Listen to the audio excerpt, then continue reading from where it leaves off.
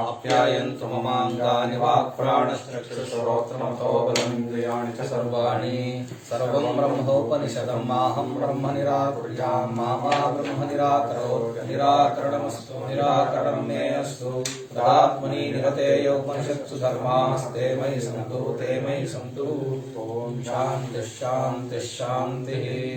ओं नमो ब्रह्मादिभ्यो ब्रह्मविद्या संप्रदायकर्तृभ्यो वंशऋषिभ्यो नमो महभ्यो नमो गुरुभ्यः।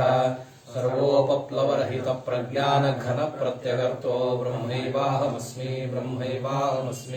श्रुतिस्मृतिपुराणानामालयं करुणालयं नमामि भगवत्पादं शङ्करं लोकशङ्करं शङ्करं शङ्कराचार्यं केशवं बादरायणं सूत्रभाष्यकृतौ वन्दे भगवन्तौ पुनः पुनः। श्रीमच्छङ्करभगवत्पूज्यपादसद्गुरुभ्यो नमः। वन्दे तं सच्चिदानन्दं यतिवर्यं महामतिं वेदवेदान्तसारज्ञं सद्गुरुं प्रणतोऽस्म्यहं सदाहं सम्प्रदायज्ञं संयमीन्द्रं सदाश्रयं सद्गुरुं सच्चिदानन्दं सदाचारं समाश्रये। श्री श्री सच्चिदानन्देन्द्र सरस्वती महासद्गुरुभ्यो नमः। अधीः भगवो ब्रह्म। ಪಂಚಾಗ್ನಿ ವಿದ್ಯೆಯು ಗೃಹಸ್ಥರ ವಿಷಯಕ್ಕೆ ಸಾರ್ಥಕ ಅಂತ ಪ್ರಶ್ನೆ ಮಾಡಿದ್ದಾರೆ. ಪಂಚಾಗ್ನಿ ವಿದ್ಯೆಯ ಫಲವನ್ನು ಹೇಳಿದರು. ಉತ್ತರಾಯಣ ಮಾರ್ಗದಿಂದ ಬ್ರಹ್ಮಲೋಕದವರೆಗೂ ಹೋಗಬಹುದು. ಉಪಾಸನೆಯಲ್ಲಿ ಕೆಲವೊಂದು ಉಪಾಸನೆಗಳು ಬ್ರಹ್ಮಲೋಕದವರೆಗೂ ಕರೆದುಕೊಂಡು ಹೋಗುವ ಸಾಮರ್ಥ್ಯ. ಬ್ರಹ್ಮಲೋಕ, ಹಿರಣ್ಯಗರ್ಭಲೋಕ, ಅದನ್ನೇ ಪುರಾಣಗಳಲ್ಲಿ ವಿಷ್ಣುಲೋಕ, ಶಿವಲೋಕ, ದೇವಿ ಲೋಕ ಅಂತ. ಅಂದರೆ ಜಗದಾತ್ಮ ರೂಪವನ್ನ, ಪಂಚಭೂತಗಳನ್ನ ಶರೀರವಾಗಿಟ್ಟುಕೊಂಡಿರುವಂತಹ ಒಂದಾನೊಂದು ರೂಪ. ಇದು ಪಂಚಭೂತಗಳ ಶರೀರವೇ ಪರಿಚ್ಛಿನ್ನ ರೂಪ. ಇಡೀ ಒಟ್ಟು ಪಂಚಭೂತಗಳನ್ನ ನಾನು ತಂದುಕೊಳ್ತೀನಿ. ಆ ಲೋಕ ಅನ್ನೋವಾಗ ನೋಡಿ, ಈಗ ಇದನ್ನ ನಾನು ತಂದ್ಕೊಂಡಿದ್ದೀನಿ, ಆದ್ರೆ ಇದ್ರೊಳಗೆ ಬೇಕಾದಷ್ಟು ಜೀವಿಗಳು ವಾಸ ಮಾಡುತ್ತೆ ಅಲ್ವಾ. ಹಾಗೆ ನಾವು ಹಿರಣ್ಯಗರ್ಭ ಲೋಕದಲ್ಲಿ ಎನ್ನುವಾಗ ನಮ್ಮ ಉಪಾಸನೆಯ ತಾರತಮ್ಯಕ್ಕೆ, ಶ್ರದ್ಧೆಯ ತಾರತಮ್ಯ, ಕಾಲದ ತಾರತಮ್ಯ, ಎಷ್ಟು ಕಾಲ ಮಾಡಿದ್ದೀವಿ ಏನು, ಇವೆಲ್ಲದನ್ನೂ ಕೌಂಟಾಗಿ ಆ ಲೋಕದಲ್ಲಿ ಒಬ್ಬ ಪ್ರಜೆಯಾಗಿ ಹುಟ್ಟೋದು, ಆ ಲೋಕದಲ್ಲಿ ಉತ್ತಮವಾದ ಅಧಿಕಾರಿಕ ಸ್ಥಾನಗಳಿಗೆ ಹೋಗೋದು, ಇದೆಲ್ಲ ಇರುತ್ತೆ. ನಮಗ್ ಹೋಲಿಸ್ಕೊಂಡ್ರೆ ಕೋಟಿ ಕೋಟಿ ಕೋಟಿ ಪಟ್ಟು ಮೇಲುಗಳು ಅವರೆಲ್ಲ. ಆದರೆ ಆ ಲೋಕದಲ್ಲಿ ವ್ಯತ್ಯಾಸ ಇರಲ್ವೋ ಅಂದ್ರೆ ಇದ್ದೇ ಇರುತ್ತೆ. ಈಗ ಉಪಾಸನೆಗಳು, ಕೆಲವೊಂದು ಉಪಾಸನೆಗಳು, ಪಂಚಾಗ್ನಿ ಉಪಾಸನೆ, ಶಾಂಡಿಲ್ಯ ಉಪಾಸನೆ, ಉಪಕೋಸಲ ವಿದ್ಯೆ, ಸತ್ಯಕಾಮಜಾಬಾಲನ ಉಪಾಸನೆ, ಹಾಗೆ ಉಪಾಸನೆ ಮುಂದೆ ಬರುತ್ತೆ ದಹರೋಪಾಸನೆ, ವೈಶ್ವಾನರೋಪಾಸನೆ. ಇವೆಲ್ಲವೂ ಬ್ರಹ್ಮಲೋಕದವರೆಗೂ ಕರೆದುಕೊಂಡು ಹೋಗುವ ಸಾಮರ್ಥ್ಯವನ್ನ ಇಟ್ಕೊಂಡಿವೆ. ಈಗ ಬ್ರಹ್ಮಲೋಕಕ್ಕೆ ಇದು ಪಂಚಾಗ್ನಿ ವಿದ್ಯೆ ಅಂತೂ ಗೃಹಸ್ಥರ ವಿಷಯಕ್ಕೆ ಬಂದಿರೋದು. ಅದನ್ನಿಲ್ಲಿ ತೀರ್ಮಾನ ಮಾಡಿದ್ರು. ಅಂದ್ರೆ ದೇವಯಾನ ಇದರ ವಿಚಾರ ಹೇಳಿದ್ರು. ಆದ್ರೆ ಗೃಹಸ್ಥರ ವಿಷಯಕ್ಕೆ ಆಗೋದಿದು ಅಂತ ಹೇಳಿ ಈಗ ಹೇಳ್ತಾ ಇದ್ದಾರೆ. ಒಂದು ಬಂತಲ್ವಾ ಹಿಂದೆ, ಅಗ್ನಿಹೋತ್ರ ಆಹುತಿ ಸಂಬಂಧ ಅಚ್ಚ ಗೃಹಸ್ಥ ಏವ ಗೃಹ್ಯಂತೆ ಇತ್ತಂ ವಿದುರಿತಿ, ಈ ವಾಕ್ಯ ಇದೆ ನೋಡಿ. ಪಾರಿಶೇಷ ನ್ಯಾಯದಿಂದ ಅಂದ್ರೆ ಗೃಹಸ್ಥರಲ್ಲಿ ಯಾರು ಕೇವಲ ಕರ್ಮಿಗಳು, ಉಪಾಸನಾ ರಹಿತರಾದ ಕರ್ಮಿಗಳು, ಕೇವಲ ಕರ್ಮ ಮಾಡ್ತಾ ಇದ್ದಾರೆ, ಅಂಥವರು ಧೂಮ ಮಾರ್ಗದಿಂದ ಅಂದ್ರೆ ಪಿತೃಯಾಣ ಮಾರ್ಗದಿಂದ, ದಕ್ಷಿಣಾಯನ ಮಾರ್ಗದಿಂದ ಸೋಮಲೋಕವನ್ನ, ಚಂದ್ರಲೋಕವನ್ನ ಹೊಂತಾರೆ. ಇನ್ನು ಸನ್ಯಾಸಿಗಳು ಮತ್ತೆ ವಾನಪ್ರಸ್ಥರು, ಅರಣ್ಯದಲ್ಲಿದ್ದುಕೊಂಡು ಇರುವಂತಹ ವಾನಪ್ರಸ್ಥರು, ಆಶ್ರಮ ಸನ್ಯಾಸಿಗಳು, ಅವರುಗಳು ಕೂಡ ಉಪಾಸನೆಯಲ್ಲಿ ತೊಡಗಿರ್ತಾರೆ. ಅವರುಗಳು ಕೂಡ ಉತ್ತರಾಯಣ ಮಾರ್ಗದಿಂದ ಹೋಗ್ತಾರೆ. ಇನ್ನು ಪಾರಿಶೇಷ ನ್ಯಾಯದಿಂದ ಮತ್ತು ಅಗ್ನಿಹೋತ್ರಗಳ ಆಹುತಿಯ ವಿಚಾರ ತಾನೇ ಇಲ್ಲಿ ಬಂದಿರೋದು ಪಂಚಾಗ್ನಿ ವಿದ್ಯೆಯಲ್ಲಿ. 10 ದಿನ ಆಯ್ತು, ಮರ್ತೋಗಿದೆ ಅನ್ಸುತ್ತೆ ಪಾಠ. 10 ದಿನ ಗ್ಯಾಪ್ ಆಗೋಯ್ತಲ್ಲ. ಇದಿತು ಪಂಚಮ್ಯಾಂ ಆಹುತೌ, ಆಹುತಿ ಆಹುತಿ ಅಂತ ಹೇಳ್ತಾ ಇದ್ದಾರೆ. ಆಪಃ ಪುರುಷ ವಚಸೋ ಭವಂತಿ ಅಂತ. 5ನೆಯ ಆಹುತಿಯಲ್ಲಿ ಅಂದ್ರೆ ಅಗ್ನಿಹೋತ್ರದ ಆಹುತಿಗಳನ್ನೇ ಹೇಳೋದು. ಉತ್ತಮವಾದ ಕರ್ಮವನ್ನ ತೆಗೆದುಕೊಂಡೇ ಹೇಳಬೇಕು. ಕರ್ಮಗಳಲ್ಲಿ ಹೇಗೆ ಉಪಾಸನೆಯಿಂದ ಗತಿಯಾಗುತ್ತೋ ಆ ಕರ್ಮ ಹೀಗೆ ಮಾಡ್ತಾನೆ. ಅಗ್ನಿಹೋತ್ರ ಆಹುತಿಗಳನ್ನು ಕೊಡ್ತಾ ಇರ್ತಾನೆ, ಶ್ರದ್ಧೆಯಿಂದ ಅಗ್ನಿಹೋತ್ರ ಆಹುತಿಯನ್ನ ಕೊಡ್ತಾ ಇರ್ತಾನೆ. ಇವನು ಶ್ರದ್ಧೆಯಿಂದ ಕೊಟ್ಟಂತಹ, ಎಷ್ಟು ಶ್ರದ್ಧೆಯಿಂದ ಕೊಟ್ಟಿರ್ತಾನೋ ಆಹುತಿಗಳನ್ನ, ಆ ಶ್ರದ್ಧಾರೂಪದವನಾಗ್ತಾನೆ. ಯೋ ಯಚ್ಛ್ರದ್ಧಸ್ಸ ಏವ ಸಹ, ಗೀತಾವಾಕ್ಯ ಭಗವದ್ಗೀತೆಯಲ್ಲಿ. ಯಾವನು ಯಾವ ಶ್ರದ್ಧೆಯುಳ್ಳ ಆಗುತ್ತಾನೋ ಅದೇ ಅವನ ರೂಪ. ನನಗೆ ಯಾವುದು ರೂಪ ಎಂದರೆ, ನಾನು ಯಾವ ವಿಷಯದಲ್ಲಿ ಶ್ರದ್ಧೆ ಇಟ್ಟಿದ್ದೇನೋ ಹಾಗಾಗ್ತೀನಿ, ಹಾಗೆ ತಯಾರಾಗ್ಬಿಡ್ತೀವಿ ನಾವು. ಅದಕ್ಕೆ ತುಂಬಾ ಬಯಸಿದ್ರೆ ಯಾವ್ದಾದ್ರೂ ಒಂದನ್ನ ಮುಂದಿನ ಜನ್ಮ ಅದೇ ಗ್ಯಾರಂಟಿ ಅಂತ. ವಿಪರೀತವಾಗಿ ಬೆಕ್ಕು ನಾಯಿಗಳ ಮೇಲೆ ರಿಸರ್ಚ್ ಮಾಡ್ತಾ ಇದಾರಲ್ಲ, ಅವರೆಲ್ಲ ಮುಂದಿನ ಜನ್ಮಗಳಲ್ಲಿ ಒಳ್ಳೊಳ್ಳೆ ಬೆಕ್ಕು ನಾಯಿಗಳಾಗ್ತಾರೆ. ರಿಸರ್ಚ್ ಮೆಂಟಾಲಿಟಿ ಇರೋ ಬೆಕ್ಕು ನಾಯಿಗಳಾಗ್ತಾರೆ ಅಷ್ಟೆ. ತುಂಬಾ ಒಂದು ವಿಷಯದ ಚಿಂತನೆ ಸಂತತವಾಗಿ ಅದೇ ಬರ್ತಾ ಇದ್ರೆ ಆ ರೂಪ ತಾಳ್ಬಿಡುತ್ತೆ ಮನಸ್ಸು. ಮನಸ್ಸು ಯಾವ ರೂಪವನ್ನು ತಾಳುತ್ತೋ ನಾವು ಹಾಗಿರ್ತೀವಿ. ಅದಕ್ಕೆ ಈಗ ನಾವು ಹೇಗಿದ್ದೀವಿ ಅಂದ್ರೆ, ನಾವು ಹಿಂದಿನ ಜನ್ಮದಲ್ಲಿ ಹೇಗೆ ಚಿಂತನೆ ಮಾಡಿದ್ವೋ ಹಾಗಿದ್ದೀವಿ. ಈಗ ಮುಂದೆ ಹೇಗೆ ಆಗ್ತೀವಿ ಅಂದ್ರೆ, ಈಗ ಹೇಗೆ ಚಿಂತನೆ ಮಾಡ್ತೀವೋ ಹಾಗಾಗ್ತೀವಿ. ಅದರಿಂದ ಉಪಾಸನೆಗೆ ತಕ್ಕಂತೆ ಇವರುಗಳು ಉತ್ತರಾಯಣ ಮಾರ್ಗಕ್ಕೆ ಹೋಗ್ತಾರೆ. ಯಾರು? ಭಿಕ್ಷುಗಳು, ಸನ್ಯಾಸಿಗಳಲ್ಲಿ ಎರಡು ವಿಧ. ತತ್ವಜ್ಞಾನ ಪರಾಯಣರಾದ ಪರಮಹಂಸ ಪರಿವ್ರಾಜಕರು ಕೆಲವರು, ಉಪಾಸನಾಯುಕ್ತರಾದವರು ಆಶ್ರಮ ಸನ್ಯಾಸಿಗಳು. ಇಂದ ಅವ್ರಿಗೂ ಮತ್ತೆ ವಾನಪ್ರಸ್ಥರಿಗೂ ಉತ್ತರಾಯಣ ಮಾರ್ಗ. ಪಾರಿಶೇಷ ನ್ಯಾಯದಿಂದ ಈ ಅಗ್ನಿಹೋತ್ರ ಆಹುತಿ ಸಂಬಂಧ, ಪಾರಿಶೇಷ ನ್ಯಾಯ ಅಂದ್ರೆ ಇಷ್ಟು ಜನರದ್ದು ಹೇಳಾಯ್ತಲ್ಲ, ಉಳ್ಕೊಂಡಿದ್ದು ಇವರೇ ತಾನೆ. ಇವರಿಗೆ ಮತ್ತು ಅಗ್ನಿಹೋತ್ರಗಳ ಆಹುತಿಯ ಸಂಬಂಧ ತೋರಿ ಬರ್ತಾ ಇರೋದ್ರಿಂದ ಗೃಹಸ್ಥರನ್ನೇ ತಗೋಬೇಕು. ಯೇ ಇತ್ತಂ ವಿದುಹು ತೇ, ಯೇ ಇತ್ತಂ ವಿದುಹು ನೋಡಿ, ತಜ್ಜ ಇತ್ತಂ ವಿದುಹು ಅಂತಿದೆ. ತತ್ ಯೇ ಇತ್ತಂ ವಿದುಹು, ಯೇ ಅಂದ್ರೆ ಯಾರೋ ಹೀಗೆ ತಿಳಿದುಕೊಳ್ಳುತ್ತಾರೋ, ಹೀಗೆ ಉಪಾಸನೆ ಮಾಡುತ್ತಾರೋ ಅಂತ. ಇಲ್ಲಿ ತಿಳ್ಕೊಳ್ಳೋದು ಅಂದ್ರೆ ಒಂದ್ಸಲ ತಿಳ್ಕೊಳ್ಳೋದಲ್ಲ. ಉಪಾಸನಾ ಪ್ರಕರಣದಲ್ಲೆಲ್ಲ ಮತ್ತೆ ಮತ್ತೆ ಮತ್ತೆ ಭಾವನೆಗಳನ್ನು ಮಾಡೋದನ್ನೇ ಹೀಗೆ ತಿಳ್ಕೊಳ್ಳೋದು ಅಂತ ಹೇಳೋದು. ಇನ್ನು ಅರಣ್ಯದಲ್ಲಿದ್ದುಕೊಂಡು ಶ್ರದ್ಧಾ ತಪಸ್ಸುಗಳನ್ನು ಮಾಡ್ತಾ ಇದ್ದಾರೆ. ಶ್ರದ್ಧಾ ಎಂದರೆ ಉಪಾಸನೆ, ತಪಸ್ಸು ಎಂದರೆ ಸ್ವಾಶ್ರಮ ವಿಹಿತ ಕರ್ಮ. ಅವುಗಳನ್ನು ಮಾಡ್ತಾ ಇರ್ತಾರೋ ಅಂತ ಉತ್ತರಾಯಣ ಮಾರ್ಗ ಹೇಳ್ತಾ ಇದೆಯಲ್ಲ. ಇತ್ತಂ ವಿದುಹು ಎಂಬುದರಲ್ಲಿ ಗೃಹಸ್ಥರನ್ನೇ ತಗೋಬೇಕು ಅಂತ ಹೇಳಿತ್ತು. ಅಲ್ಲ ಸ್ವಾಮಿ, ಬ್ರಹ್ಮಚಾರಿಗಳನ್ನು ಬಿಟ್ಬಿಟ್ರಲ್ಲ ನೀವು, ಅವರನ್ನ ಗ್ರಾಮ ಶ್ರುತಿಯಲ್ಲೋ ಅರಣ್ಯ ಶ್ರುತಿಯಲ್ಲೋ ಎಲ್ಲೂ ಕೂಡ ಅವ್ರು ತೋಡ್ ಬರಲೇ ಇಲ್ವಲ್ಲ ಈ ಜಾಗದಲ್ಲಿ ಅಂತ ಕೇಳಿದ್ರೆ, ಪಾರಿಶೇಷ ನ್ಯಾಯ ಅಂತ ಹೇಳ್ಬಿಟ್ರಲ್ಲ ನೀವು. ಗೃಹಸ್ಥರೇ ಉಳಿದಿದ್ದು, ಉಪಾಸಕರಾದ ಗೃಹಸ್ಥರೇ ಉಳಿದಿದ್ದು ಅಂತ ಹೇಳ್ಬಿಟ್ರಲ್ಲ. ಅದ್ ಹೇಗಾಗತ್ತೆ? ಬ್ರಹ್ಮಚಾರಿಗಳಿದ್ದಾರಲ್ಲ ಅಂತ ಕೇಳಿದ್ರೆ, ಇಲ್ಲ. ಬ್ರಹ್ಮಚಾರಿಗಳಲ್ಲಿ ಎರಡು ಪ್ರಕಾರ ಇದೆ. ಬ್ರಹ್ಮಚಾರಿಗಳಲ್ಲಿ ಯಾರು ಅಧ್ಯಯನಕ್ಕೆ ಬಂದಿದ್ದಾರೋ, ಇನ್ನು ವಿದ್ಯಾರ್ಥಿಗಳಾಗಿದ್ದಾರೋ, ಅವರಿಗೆ ಉತ್ತರಾಯಣ ಮಾರ್ಗ ದಕ್ಷಿಣಾಯನ ಮಾರ್ಗ ಎಲ್ಲ ಹೇಳಕ್ ಬರಲ್ಲ. ಅವರು ಅಧ್ಯಯನಕ್ಕೆ ಬಂದಿದ್ದಾರೆ, ವಿದ್ಯಾಭ್ಯಾಸಕ್ಕೆ ಬಂದಿದ್ದಾರೆ. ಅವ್ರ ವಿದ್ಯಾಭ್ಯಾಸವನ್ನೇ ಪ್ರಧಾನವಾಗಿ ಮಾಡಬೇಕು. ಅವ್ರಿಗೆ ಪುಣ್ಯ ಪಾಪದ ಚಿಂತನೆ ಅಲ್ಲ. ಅವಾಗ ಅವರು ಗುರು ಶುಶ್ರೂಷೆ, ಅಗ್ನಿ ಕಾರ್ಯ, ಅಧ್ಯಯನ, ಅದು ಉಪಕುರ್ವಾಣ ಬ್ರಹ್ಮಚಾರಿಗಳು ಅಂತ. ಇನ್ನು ನೈಷ್ಠಿಕ ವ್ರತವನ್ನು ಸ್ವೀಕಾರ ಮಾಡಿದಾನಲ್ಲ, ಅವನು ಅಗ್ನಿಯ ಮುಂದೇನೋ ಗುರುಗಳ ಮುಂದೇನೋ ಪ್ರಮಾಣ ಮಾಡಬೇಕು. ನಾನಿನ್ ಮದುವೆ ಆಗೋಲ್ಲ, ನಾನು ನೈಷ್ಠಿಕ ವ್ರತವನ್ನು ಸ್ವೀಕಾರ ಮಾಡಿ ಇಲ್ಲೇ ಅವನು ಗುರುಕುಲದಲ್ಲೇ ತನ್ನ ಜೀವನವನ್ನು ಕಳಿಬೇಕು. ನೈಷ್ಠಿಕ ವ್ರತವನ್ನು ಸ್ವೀಕಾರ ಮಾಡಿದವನು ಅತ್ಯಂತಂ ಆತ್ಮಾನಂ ಆಚಾರ್ಯ ಕುಲೆ ಅವಸಾದಯನ್, ತನ್ನವನ್ನು ಸಂಪೂರ್ಣವಾಗಿ ಆಚಾರ್ಯ ಕುಲದಲ್ಲಿ ಸವೆಸಿ ಬಿಡಬೇಕು. ಅಂಥವರಿಗೆ ಉತ್ತರ ಮಾರ್ಗ. ನೈಷ್ಠಿಕ ಬ್ರಹ್ಮಚಾರಿಗಳು ಹೀಗಿದ್ರೆ, ಸರಿಯಾಗಿ ನಿಷ್ಠೆಯಲ್ಲಿದ್ದರೆ ಅವರಿಗೆ ಉತ್ತರ ಮಾರ್ಗ ಅಂತ ಹೇಳುತ್ತೆ. ಅದನ್ನು ಹಿಂದೆ ಹೇಳ್ಬಿಟ್ಟಿದೀವಿ. ಅಂದ್ರೆ ಇಲ್ಲಿ ಮಾತ್ರ ಅಗ್ನಿಹೋತ್ರಗಳ ಆಹುತಿಯ ವಿಷಯ ಇದೆ, ಮೈಥುನದ ಚಿಂತನೆ ಇದೆ. ಇದು ಮಾತ್ರ ಸಂಪೂರ್ಣವಾಗಿ ಗೃಹಸ್ಥರಿಗೆ ಸಾರ್ಥಕತೆ ಈ ಉಪಾಸನೆ. ಇದನ್ನ ಸನ್ಯಾಸಿಗಳು ಬ್ರಹ್ಮಚಾರಿಗಳು ಮಾಡಕ್ ಬರೋಲ್ಲ. ಮತ್ತೆ ಈಗ ನೀವು ಹೇಳ್ತಾ ಇದ್ದೀರಲ್ಲ ಅಂತ ಕೇಳಿದ್ರೆ, ಹೇಳಿದ್ದೆಲ್ಲ ಉಪಾಸನೆ ಆಗಲ್ಲ. ಉಪಾಸನೆ ಎಂದರೆ ಅಧಿಕಾರಿಗಳು ಯಾರು ಅಂತ ತೀರ್ಮಾನ ಆಗ್ಬೇಕು, ಅವನೇ ಮಾಡ್ಬೇಕು ಅದನ್ನ. ಆಮೇಲೆ ಅದು ನಿರಂತರವಾದ ಚಿಂತನೆ ಆಗಿರ್ಬೇಕು. ಉಪಾಸನನ್ನಾಮ ಉಪಾಸ್ಯಸ್ಯಾರ್ಥಸ್ಯ ಸಾಮೀಪ್ಯಮುಪಗಮ್ಯ ತೈಲಧಾರಾ ವಿಷಯೀಕರಣೇನ ಸಾಮೀಪ್ಯಮುಪಗಮ್ಯ ತೈಲಧಾರಾವತ್ ಸಮಾನ ಪ್ರತ್ಯಯ ಪ್ರವಾಹಕರಣ. ಆ ಒಂದೇ ರೀತಿಯ ಪ್ರತ್ಯಯಗಳು ಒಂದೇ ಪ್ರತ್ಯಯವನ್ನು ಉಳಿಸ್ಕೊಳಕ್ಕಾಗಲ್ಲ. ಮನಸ್ಸಿನ ಸ್ವಭಾವ ಅಲ್ಲ ಅದು. ಕೆಲವರು ಅಂತಾರೆ ಒಂದೇ ಇದನ್ನ ನೋಡ್ತಾ ಹಾಗೆ ಅದನ್ನೇ ಧ್ಯಾನ ಮಾಡ್ತಾ ಇರಬೇಕು ಅಂತ. ಹಾಗೆ ಬರಲ್ಲ ಮನಸ್ಸಿಗೆ. ಹಾಗೆ ಒಂದು ಸಲ ಫೋಟೋ ಹೊಡೋ ತರ ಮನಸ್ಸು ಉಳಿಸ್ಕೊಂಡ್ಬಿಟ್ರೆ ಯಾರ ಮನಸ್ಸು ಚಂಚಲವೇ ಆಗಲ್ಲ. ಹಾಗಾಗಲ್ಲ. ಮತ್ತೆ ಮತ್ತೆ ಅದೇ ಪ್ರಕಾರದ ಪ್ರತ್ಯಯಗಳನ್ನು ಹೇಳಿಸಿಕೊಳ್ಳಬೇಕು. ಅದಕ್ಕೇನೆ ಉಪಾಸನೆಯಲ್ಲಿ ದೇಹದ ಸ್ಥಿತಿ ಒಂದೊಂದು ರೀತಿ ಒಂದೊಂದು ತರ ಇರುತ್ತಲ್ಲ. ಅವತ್ತಿನ ಆಹಾರ, ಅವತ್ತಿನ ವಾತಾವರಣ, ಅವತ್ತೇನೋ ಮನೆಗಳಲ್ಲಿ ಏನೋ ನಡೆದಿರುತ್ತೆ, ಯಾರ ಜೊತೆನೋ ಜಗಳ ಮಾಡ್ಕೊಂಡು ಬಂದಿರ್ತೀವಿ.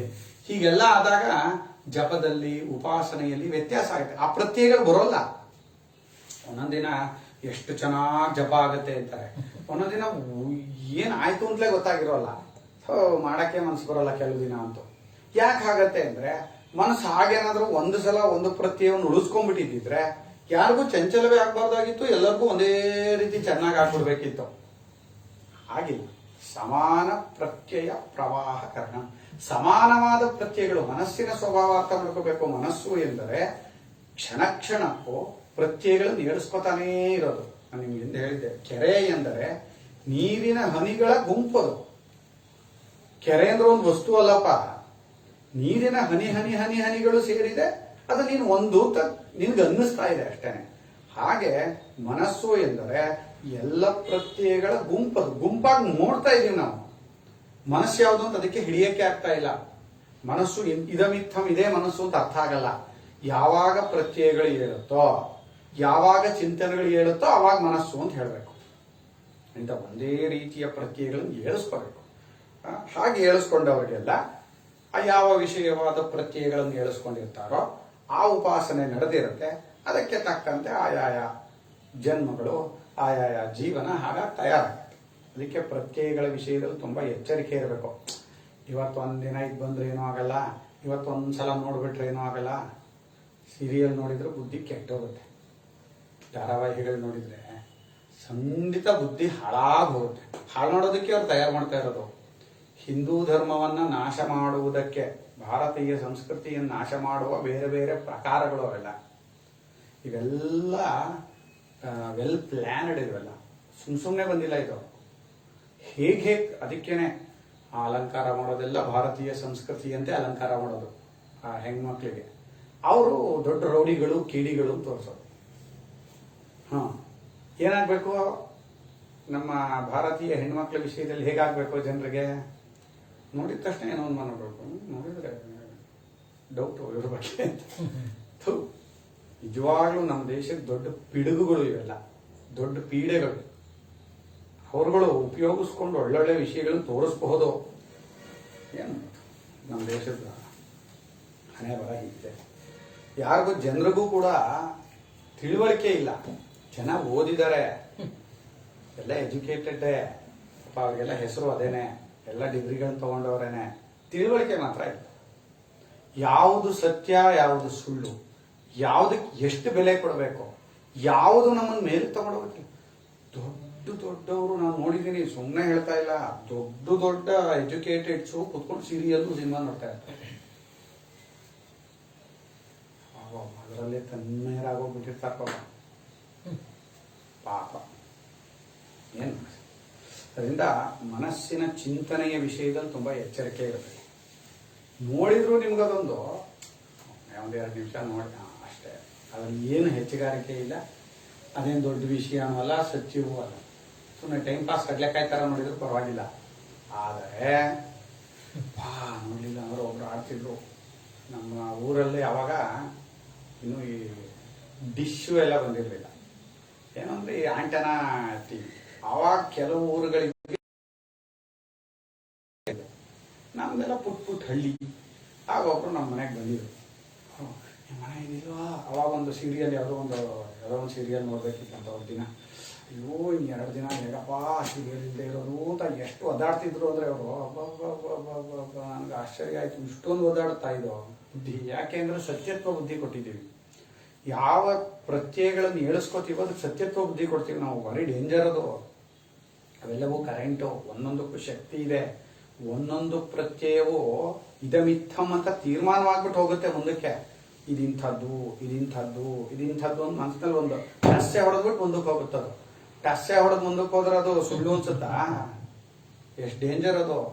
ಅದು ಮನಸ್ಸು ಪ್ರತ್ಯಯಗಳನ್ನು ಏಳಿಸ್ಕೊಳ್ಳೋದಕ್ಕೆ ಅದಕ್ಕೆ ಆಧಾರವಾಗಿ ನಿಶ್ಚಿತ ರೂಪವಾದ ಬುದ್ಧಿ ಇರಲೇಬೇಕು. ಬುದ್ಧಿ ಇಲ್ಲ ಅಂದ್ರೆ ಪ್ರತ್ಯಯ ಹೇಳೋದೇ ಇಲ್ಲ. ಬುದ್ಧಿ ಇದಮಿತ್ತಮ್ ಅಂತ ನಿಶ್ಚಯ ಮಾಡುತ್ತೆ. ಬುದ್ಧಿಯ ಕೆಲಸ ಏನು? ವಿವೇಕ, ನಿಶ್ಚಯ. ಇಲ್ಲೇನ್ ಮಾಡುತ್ತೆ? ವಿವೇಕ ಕಳ್ಕೊಂಡಿರುತ್ತೆ, ನಿಶ್ಚಯ ಮಾಡ್ತಾ ಇರುತ್ತೆ. ಚೆನ್ನಾಗಿದೆ, ಚೆನ್ನಾಗಿದೆ, ಚೆನ್ನಾಗಿದೆ, ಚೆನ್ನಾಗಿದೆ. ಒಂದೊಂದು ವಿಷಯಕ್ಕೂ ನಿಶ್ಚಯ ಮಾಡ್ತಾ ಮಾಡ್ತಾ ಹೋದ್ರೆ ಏನಾಗುತ್ತೆ? ಅದರಿಂದ ಯಾವ ವಿಷಯದ ನಿಶ್ಚಯ ಮಾಡಬೇಕು, ಯಾವ ರೀತಿಯಾದ ಪ್ರತ್ಯಯಗಳನ್ನು ಏಳಿಸ್ಕೋಬೇಕು ಅನ್ನೋ ವಿಷಯದಲ್ಲಿ ತುಂಬಾ ಎಚ್ಚರಿಕೆ ಇರಬೇಕು. ಅದಕ್ಕೆ ಇಂಥ ಸಾವಿರಾರು ಉಪಾಸನೆಗಳನ್ನು ಯಾಕೆ ಹೇಳಿದ್ದಾರೆ ಗೊತ್ತು. ಒಬ್ಬೊಬ್ಬ ವ್ಯಕ್ತಿಗೆ ಒಂದೊಂದು ಪ್ರಕಾರ ಇಷ್ಟ ಆಗತ್ತೆ. ಅವನಿಗೇನೋ ಹೇಗೋ ಇರಬೇಕು ಅಂತ. ಪ್ರತಿಯೊಬ್ಬ ವ್ಯಕ್ತಿಯು ಅವರವರ ಮನಸ್ಸಿಗೆ ತಕ್ಕಂತೆ ಇರೋದು. ಅದರಿಂದ ನೀನು ಎಷ್ಟು ತರ ಉಪಾಸನೆಗಳನ್ನು ನಮ್ಮ ಭಾರತೀಯ ಸಂಸ್ಕೃತಿಯಲ್ಲಿ ಮಾತ್ರ ಇದು ವಿಶೇಷ, ನಿಮ್ಗೆ ಬೇರೆ ಯಾವ್ದ್ರಲ್ಲೂ ಸಿಗಲ್ಲ ಇದು. ಯಾಕೆ ಅಂದ್ರೆ ಮನಸ್ಸನ್ನ ಅಧ್ಯಯನ ಮಾಡಿರೋರು ನಾವೇ. ಮನಸ್ಸಿನ ಸ್ವಭಾವ, ಮನಸ್ಸಿನ ಆಳ, ಮನಸ್ಸಿನಲ್ಲಿ ಆಗುವಂತಹ ಪ್ರತ್ಯಯಕ್ಕೆ ತಕ್ಕಂತೆ ನಮ್ಮ ಜೀವನ ಆಗತ್ತೆ. ನಾವು ಹೇಗೆ ತಯಾರಾಗ್ತೀವಿ ಅಂದ್ರೆ ಮನಸ್ಸಿನ ಚಿಂತನೆಗೆ ತಕ್ಕಂತ ತಯಾರಾಗ್ತೀವಿ ಅಂತ ಎಷ್ಟೋ ಕೋಟಿ ವರ್ಷಗಳಿಂದ ಹಿಂದಿನಿಂದಲೂ ಅಧ್ಯಯನ ಮಾಡಿರೋರು ನಾವೇ. ಈಗೀಗ ಪಾಪ ಇವ್ರು ಬಾಲ ಬಿಚ್ಕೋತಾ ಇದ್ದಾರೆ. ನಾವೇನೋ ದೊಡ್ಡ ಅಧ್ಯಯನ ಅಂದ್ರು ಈಗ ಸೈಕಾಲಜಿ ಅದು ಇದು ಈಗ ಶುರು ಮಾಡ್ಕೋತಾ ಇದ್ದಾರೆ. ಮಾಡ್ಕೊಳ್ಳಿ, ತಪ್ಪಿಲ್ಲ, ಒಳ್ಳೇದೇನೆ. ಅದು ವಿಚಾರವನ್ನ ಅಧ್ಯಯನ ಮಾಡಬೇಕು. ಆದರೆ ಇದು ಎಷ್ಟೋ ಲಕ್ಷ ವರ್ಷಗಳಿಂದ ಆಗಲೇ ಅಧ್ಯಯನ ಮಾಡಾಗಿದೆ. ಇದು ತುಂಬಾ ಆಳವಾದಕ್ಕೆ ಉಪಾಸನೆಗಳಲ್ಲಿ ಇಷ್ಟೊಂದು ಪ್ರಕಾರ ಬಂದಿರೋದು. ಆಮೇಲೆ ಅಧಿಕಾರಿ ವಿಷಯ ಯಾಕೆ ತೀರ್ಮಾನ ಮಾಡೋದು ಗೊತ್ತಾ? ಎಲ್ಲರೂ ಎಲ್ಲದನ್ನೂ ಮಾಡಬಹುದು ಅಂದ್ರೆ ಯಾರು ಏನೂ ಮಾಡಲ್ಲ. ಖಂಡಿತ ಹೇಳ್ತೀನಿ, ಮಾಡೋಲ್ಲ. ಮನುಷ್ಯನಿಗೆ ಸ್ವಂತ ನಿಶ್ಚಯ ಮಾಡುವ ಶಕ್ತಿ ತುಂಬಾ ಕಡಿಮೆ ಇರುತ್ತೆ. ಅದು ಅತ್ಯಲ್ಪರಿಗೆ ಮಾತ್ರ ನನಗೇನ್ ಬೇಕು ಅಂತ ನಿಶ್ಚಯ ಮಾಡ್ಕೊಳ್ಳೋ ಶಕ್ತಿ. ಸ್ವಂತ ಬುದ್ಧಿ ಇರೋರು ತುಂಬಾ ಕಡಿಮೆ. ಜನ ಹೇಳ್ದಾಗ ಕೇಳ್ತಾರೆ. ಅದರಿಂದ ಅವರಿಗೆ ನೀವು ಇಂಥದ್ದೇ ಮಾಡಪ್ಪ ನೀನು ಅಂದ್ರೆ ಮಾಡ್ತಾರೆ. ಅದಕ್ಕೇನೆ ನಾವು ಎಂಥವರನ್ನು ಆಶ್ರಯಿಸ್ಕೋಬೇಕು, ಯಾರ ಹತ್ರ ಹೋಗ್ಬೇಕು ನಾವು ಅಂದ್ರೆ ಯಾರು ನಮಗೆ ಹಿತವನ್ನ ಬಯಸ್ತಾರೋ ಅದಕ್ಕೆ ಗುರುಗಳು ಅಂತ ನಮ್ಮ ಶಾಸ್ತ್ರಗಳಲ್ಲಿ ಗುರುಸ್ಥಾನ, ಶಾಸ್ತ್ರ ಈ ವಿಚಾರಕ್ಕೆಲ್ಲ ಬೆಲೆ ಕೊಟ್ಟಿದ್ ಯಾಕೆ ಅಂದ್ರೆ ನೀನ್ ಇದನ್ನೇ ಮಾಡ್ಬೇಕು ಕಣ, ನಿಂಗೆ ಇದ್ ಮಾಡಿದ್ರೆ ಒಳ್ಳೇದಾಗೋದು ಅಂದಾಗ ಮನುಷ್ಯ ಮಾಡ್ತಾನೆ.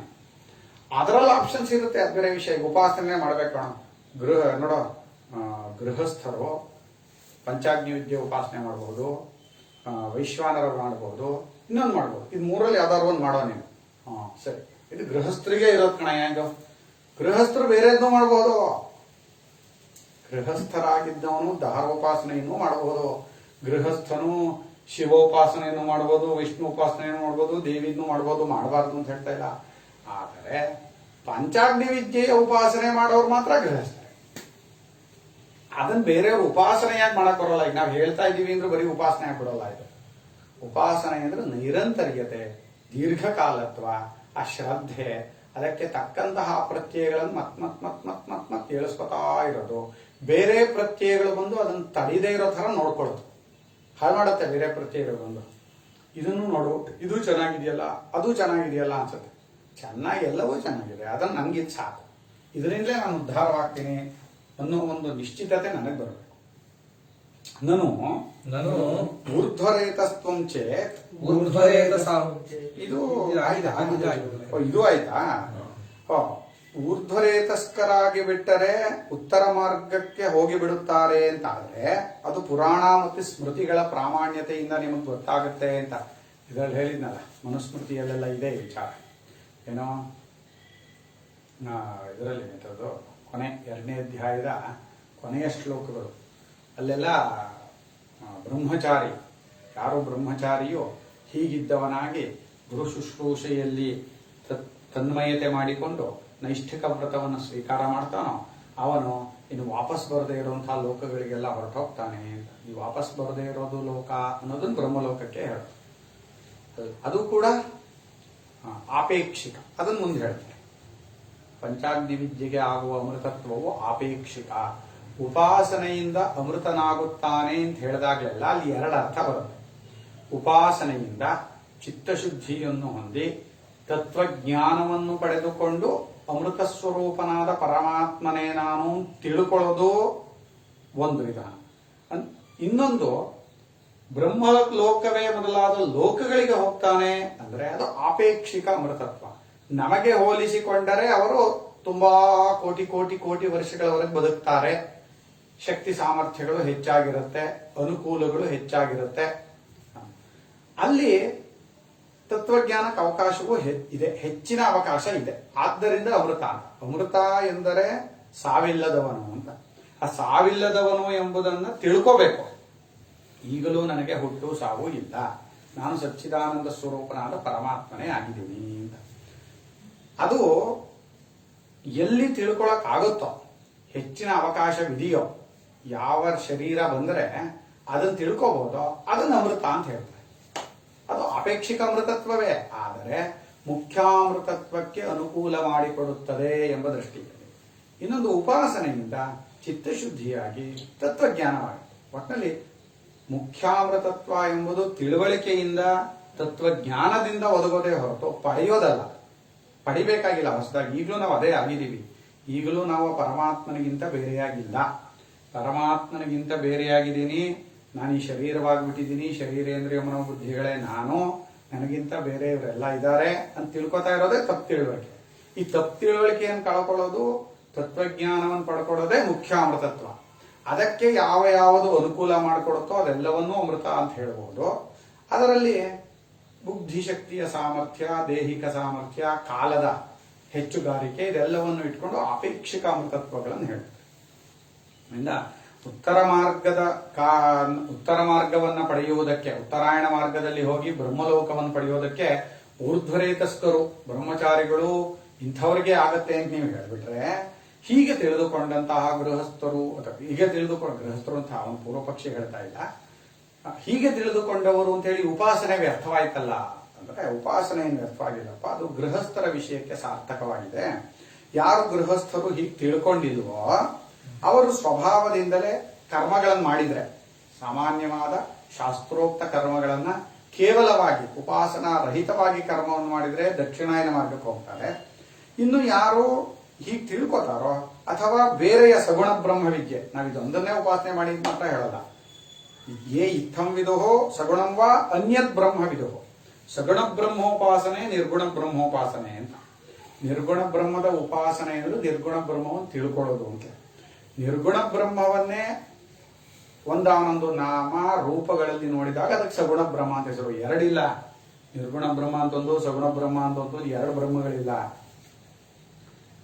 ನಮ್ಮ ನಿಜ ಸ್ವರೂಪವನ್ನೇ ಆಕಾರದಿಂದ ಸೇರಿಸಿಕೊಂಡು ಇದಕ್ಕಿಂತ ಕೋಟಿ ಕೋಟಿ ಪಟ್ಟು ದೊಡ್ಡದು ಅನ್ನೋ ದೃಷ್ಟಿಯಲ್ಲಿ ಶಕ್ತಿ ಸಾಮರ್ಥ್ಯಗಳನ್ನೆಲ್ಲ ಹೆಚ್ಚಾಗಿದೆ ಅನ್ನೋ ಚಿಂತನೆ, ಅದಕ್ಕೊಂದು ನಾಮ, ಅದಕ್ಕೊಂದು ರೂಪ ಹಾಕಿಕೊಂಡು ನೋಡಿದಾಗ ಅದೇ ಸ್ವರೂಪಕ್ಕೇನೆ, ಆ ಪರಮಾತ್ಮನಿಗೇನೆ ಸಗುಣ ಬ್ರಹ್ಮ ಅಂತ ಹೆಸರೇ ಹೊರತು ಸಗುಣ ಬ್ರಹ್ಮ ಅಂತಂದು ನಿರ್ಗುಣ ಬ್ರಹ್ಮ ಅನ್ನೋದು ಎರಡು ಬ್ರಹ್ಮಗಳಿಲ್ಲ. ಎರಡಿಲ್ಲ ಅಂತ ಹೇಳಕ್ಕೆ ನಾವು ಹೊರಟಿರೋದು. ಇನ್ನು ಹಾಗೆ ಯಾರು ಬೇರೆಯ ಯಾವುದಾದರೂ ಒಂದು ಉಪಾಸನೆಯಲ್ಲಿ ತನ್ಮಯರಾಗಿರ್ತಾರೋ ನೋಡಿ, ಆಚಾರ್ಯರಿಗೆ ಮಾತ್ರ ಅದು ಮತ್ತೆ ಹೇಳ್ತಾ ಇರ್ತಾರೆ, ಇದು ಒಂದೇ ಉಪಾಸನೆಯಿಂದ ಆಗ್ಬಿಡುತ್ತೆ, ಅಥವಾ ಇದೊಂದೇ ಉಪಾಸನೆಯಲ್ಲಿ ಆಗುತ್ತೆ, ಬೇರೆ ಇದ್ರೊಳಗೆ ಆಗೋಲ್ಲ ಅಂತ ಮಾತ್ರ ಅನ್ಕೋಬೇಡಿ. ಭಗವದ್ಗೀತೆಯಲ್ಲೂ ಬರೆದ್ರು ನೋಡಿ ಆಚಾರ್ಯರು. 8ನೇ ಅಧ್ಯಾಯ ಮುಗಿದು 9ನೇ ಅಧ್ಯಾಯದ ಪ್ರಾರಂಭದಲ್ಲಿ ಯಾರಿಗಾದರೂ ಈ ಬ್ರಹ್ಮಲೋಕಾದಿ ಸಾಧನಗಳನ್ನು ಪಡ್ಕೊಳ್ಳೋದೇ ಹೆಚ್ಚು, ಹೀಗ್ ಮಾಡಿದ್ರೆ ಉದ್ಧಾರ, ಬೇರೆ ಮಾರ್ಗವೇ ಇಲ್ಲ ಅಂತ ತಪ್ಪು ತಿಳ್ಕೊಂಡ್ಬಿಡ್ತಾರೆ. ಅದಕ್ಕೋಸ್ಕರವಾಗಿ ಭಕ್ತಿ ಮಾರ್ಗದ ವಿಚಾರವನ್ನು ಹೇಳಬೇಕು ಅಂತ ಹೇಳಿ 9ನೇ ಅಧ್ಯಾಯ ಶುರು ಮಾಡಿದೀವಿ ಅಂತ ಪೀಠಿಕೆಯಲ್ಲಿ ಬರೆದ್ರು. ಬೇಕಾದಷ್ಟು ಮಾರ್ಗಗಳಿದೆ, ಮಾಡೋರು ಯಾರು ಇಲ್ಲ. ಜನರಿಗೆ ಮಾರ್ಗಗಳನ್ನು ಇಷ್ಟು ಕೊಟ್ಟು ಅದರಲ್ಲಿ ಆಯಾಯ ಮಾರ್ಗವನ್ನು ಸಂಪೂರ್ಣವಾಗಿ ತೋರಿಸಿದ್ರು ಮಾಡ್ತಾರೆ. ಇನ್ಯಾವುದೋ ಒಂದು ತಲೆ ಹಿಡಿತಾರೆ, ಇದೊಂದನ್ನೇ ಮಾಡ್ಬೇಕು ನಾವು ಅಂತ ಮಾಡಕ್ಕಾಗಲ್ಲ. ಒಬ್ಬೊಬ್ಬ ವ್ಯಕ್ತಿಯ ಸ್ವಭಾವ ಬೇರೆ ಬೇರೆ ತರ ಇರುತ್ತೆ. ಒಬ್ಬೊಬ್ಬ ವ್ಯಕ್ತಿಗೆ ಆಸೆಗಳು, ಆಕಾಂಕ್ಷೆಗಳು ಬೇರೆ ಬೇರೆ ತರ ಇರುತ್ತೆ. ನೀನು ಒಂದೇ ದೇವರನ್ನೇ ಮಾಡಬೇಕು, ಒಂದೇ ಜಾಗಕ್ಕೆ ಬರಬೇಕು, ಹೀಗೆ ನಮಸ್ಕಾರ ಮಾಡಬೇಕು, ಇದು ಒಂದೇ ಮಂತ್ರವನ್ನೇ ಹೇಳಬೇಕು ಅಂದ್ರೆ ಆಗತ್ತ?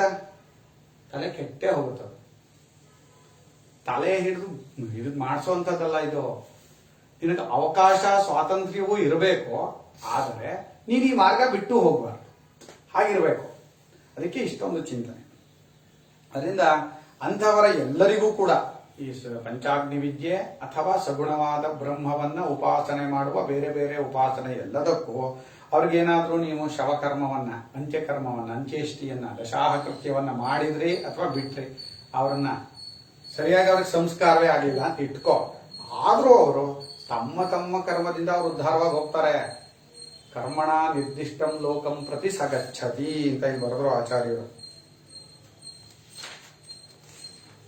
ನೋಡಿ ಇಲ್ಲಿ 401ನೇ ಭಾಷ್ಯದಲ್ಲಿ ತಮೇನಂ ಕ್ಷೀಣಾಯುಷಂ ಪ್ರೇತಂ ಮೃತಂ ದಿಷ್ಟಂ ಕರ್ಮಣ ನಿರ್ದಿಷ್ಟಂ ಪರಲೋಕಂ ಪ್ರತಿ ಯದಿ ಚೇ ಜೀವನ್ ವೈದಿಕೆ ಕರ್ಮಣಿ ಜ್ಞಾನೇವಾಧಿಕೃತ ಅಂತ ಗೊತ್ತಾಯ್ತಾ. ಅವರವರ ಕರ್ಮಕ್ಕೆ ತಕ್ಕಂತೆನೆ ಅವರವ್ರು ಹೋಗೋದು. ಆದರೆ ನಾವು ಯಾಕೆ ಮತ್ತೆ ನಾವು ಮಾಡ್ಬೇಕು? ಅದು ನಮಗ್ ಕರ್ಮ. ನಮ್ಮ ತಂದೆಯವರು ಅವರ ಕರ್ಮದಂತೆ ಅವರು ಜನ್ಮಾದಿಗಳನ್ನ, ಲೋಕಾದಿಗಳನ್ನು ಹೊಂದಾಗ್ಬಿಡುತ್ತೆ. ನಾನ್ ಮಾಡ್ತಾ ಇರೋದು ನನ್ನ ಕರ್ಮ, ನನ್ನೊಳ್ಳೇದಕ್ಕೆ, ನನಗ್ ಕರ್ಮ. ಈ ಕರ್ಮವನ್ನು ನಾನು ಮಾಡಿದ್ರೆ ಆ ಕರ್ಮದ ಪುಣ್ಯ ನನಗ್ ಸೇರುತ್ತೆ. ಮತ್ತೆ ತಂದೆಗೂ ನನಗೂ ಇದ್ದಂತಹ ಒಂದು ಬಾಂಧವ್ಯ ಇದೆಯಲ್ಲ, ಅದನ್ನ ಹೇಗಪ್ಪ ಬಿಡಿಸ್ಬಾರ್ದು? ಅದಕ್ಕೊಂದು ಬಿಡುಗಡೆನ ಆಗ್ಬೇಕಲ್ಲ. ನಮ್ಮ ಶಾಸ್ತ್ರ ಯಾವತ್ತೂ ಎಲ್ಲದರಿಂದಲೂ ಬಿಡಿಸಿ ಬಿಡಿಸಿ ಬಿಡಿಸಿ ನನ್ನನ್ನ ಶುದ್ಧ ಬ್ರಹ್ಮ ಸ್ವರೂಪನಾಗಿದೆಯಾ ಅಂತ ತಿಳಿಸ್ಕೊಡೋದಕ್ಕೆ ಕರ್ಮಗಳು ಇರೋದು, ಎಲ್ಲರ ಜೊತೆ ಗಂಟು ಹಾಕೋದಕ್ಕಲ್ಲ. ಆ ಶಾಸ್ತ್ರೋಕ್ತವಾದ ಕರ್ಮಗಳನ್ನು ಮಾಡಿ ಸದ್ಯ ಕೃತಕೃತ್ಯನಾದೆ. ಈ ಕರ್ಮಗಳನ್ನೆಲ್ಲ ಮಾಡಿದ್ರಿಂದ ನಾನು ನಮ್ಮ ತಂದೆಯವರಿಗೆ ಏನ್ ತೋರಿಸ್ಬೇಕೋ ಅಂತ ಒಂದು ಇದನ್ನ ನಾನು ತೋರಿಸ್ತೇನೋ ಒಂದು ನೆಮ್ಮದಿ ಭಾವ ಇವನು ಅನುಭವಿಸ್ಬೇಕು. ಅದನ್ನ ಆಗ ಅದನ್ನ ಬಿಡಿಸ್ಕೊಳತ್ತೆ. ಏನು ಮಾಡ್ಲಿಲ್ಲ ಕಣ್ರಿ. ಇನ್ ಕೆಲವರು ಇರ್ತಾರೆ ಲಂಡ್ರು, ಅವ್ರಿಗೂ ಅನ್ನಿಸ್ದೇ ಇರಬಹುದು ಕರ್ಮಗಳನ್ನು ಮಾಡದೇ ಇದ್ರೆ ಏನು ನಮ್ಗೇನು ಅನ್ನಿಸ್ತಾ ಇಲ್ಲಪ್ಪ ಅಂತ.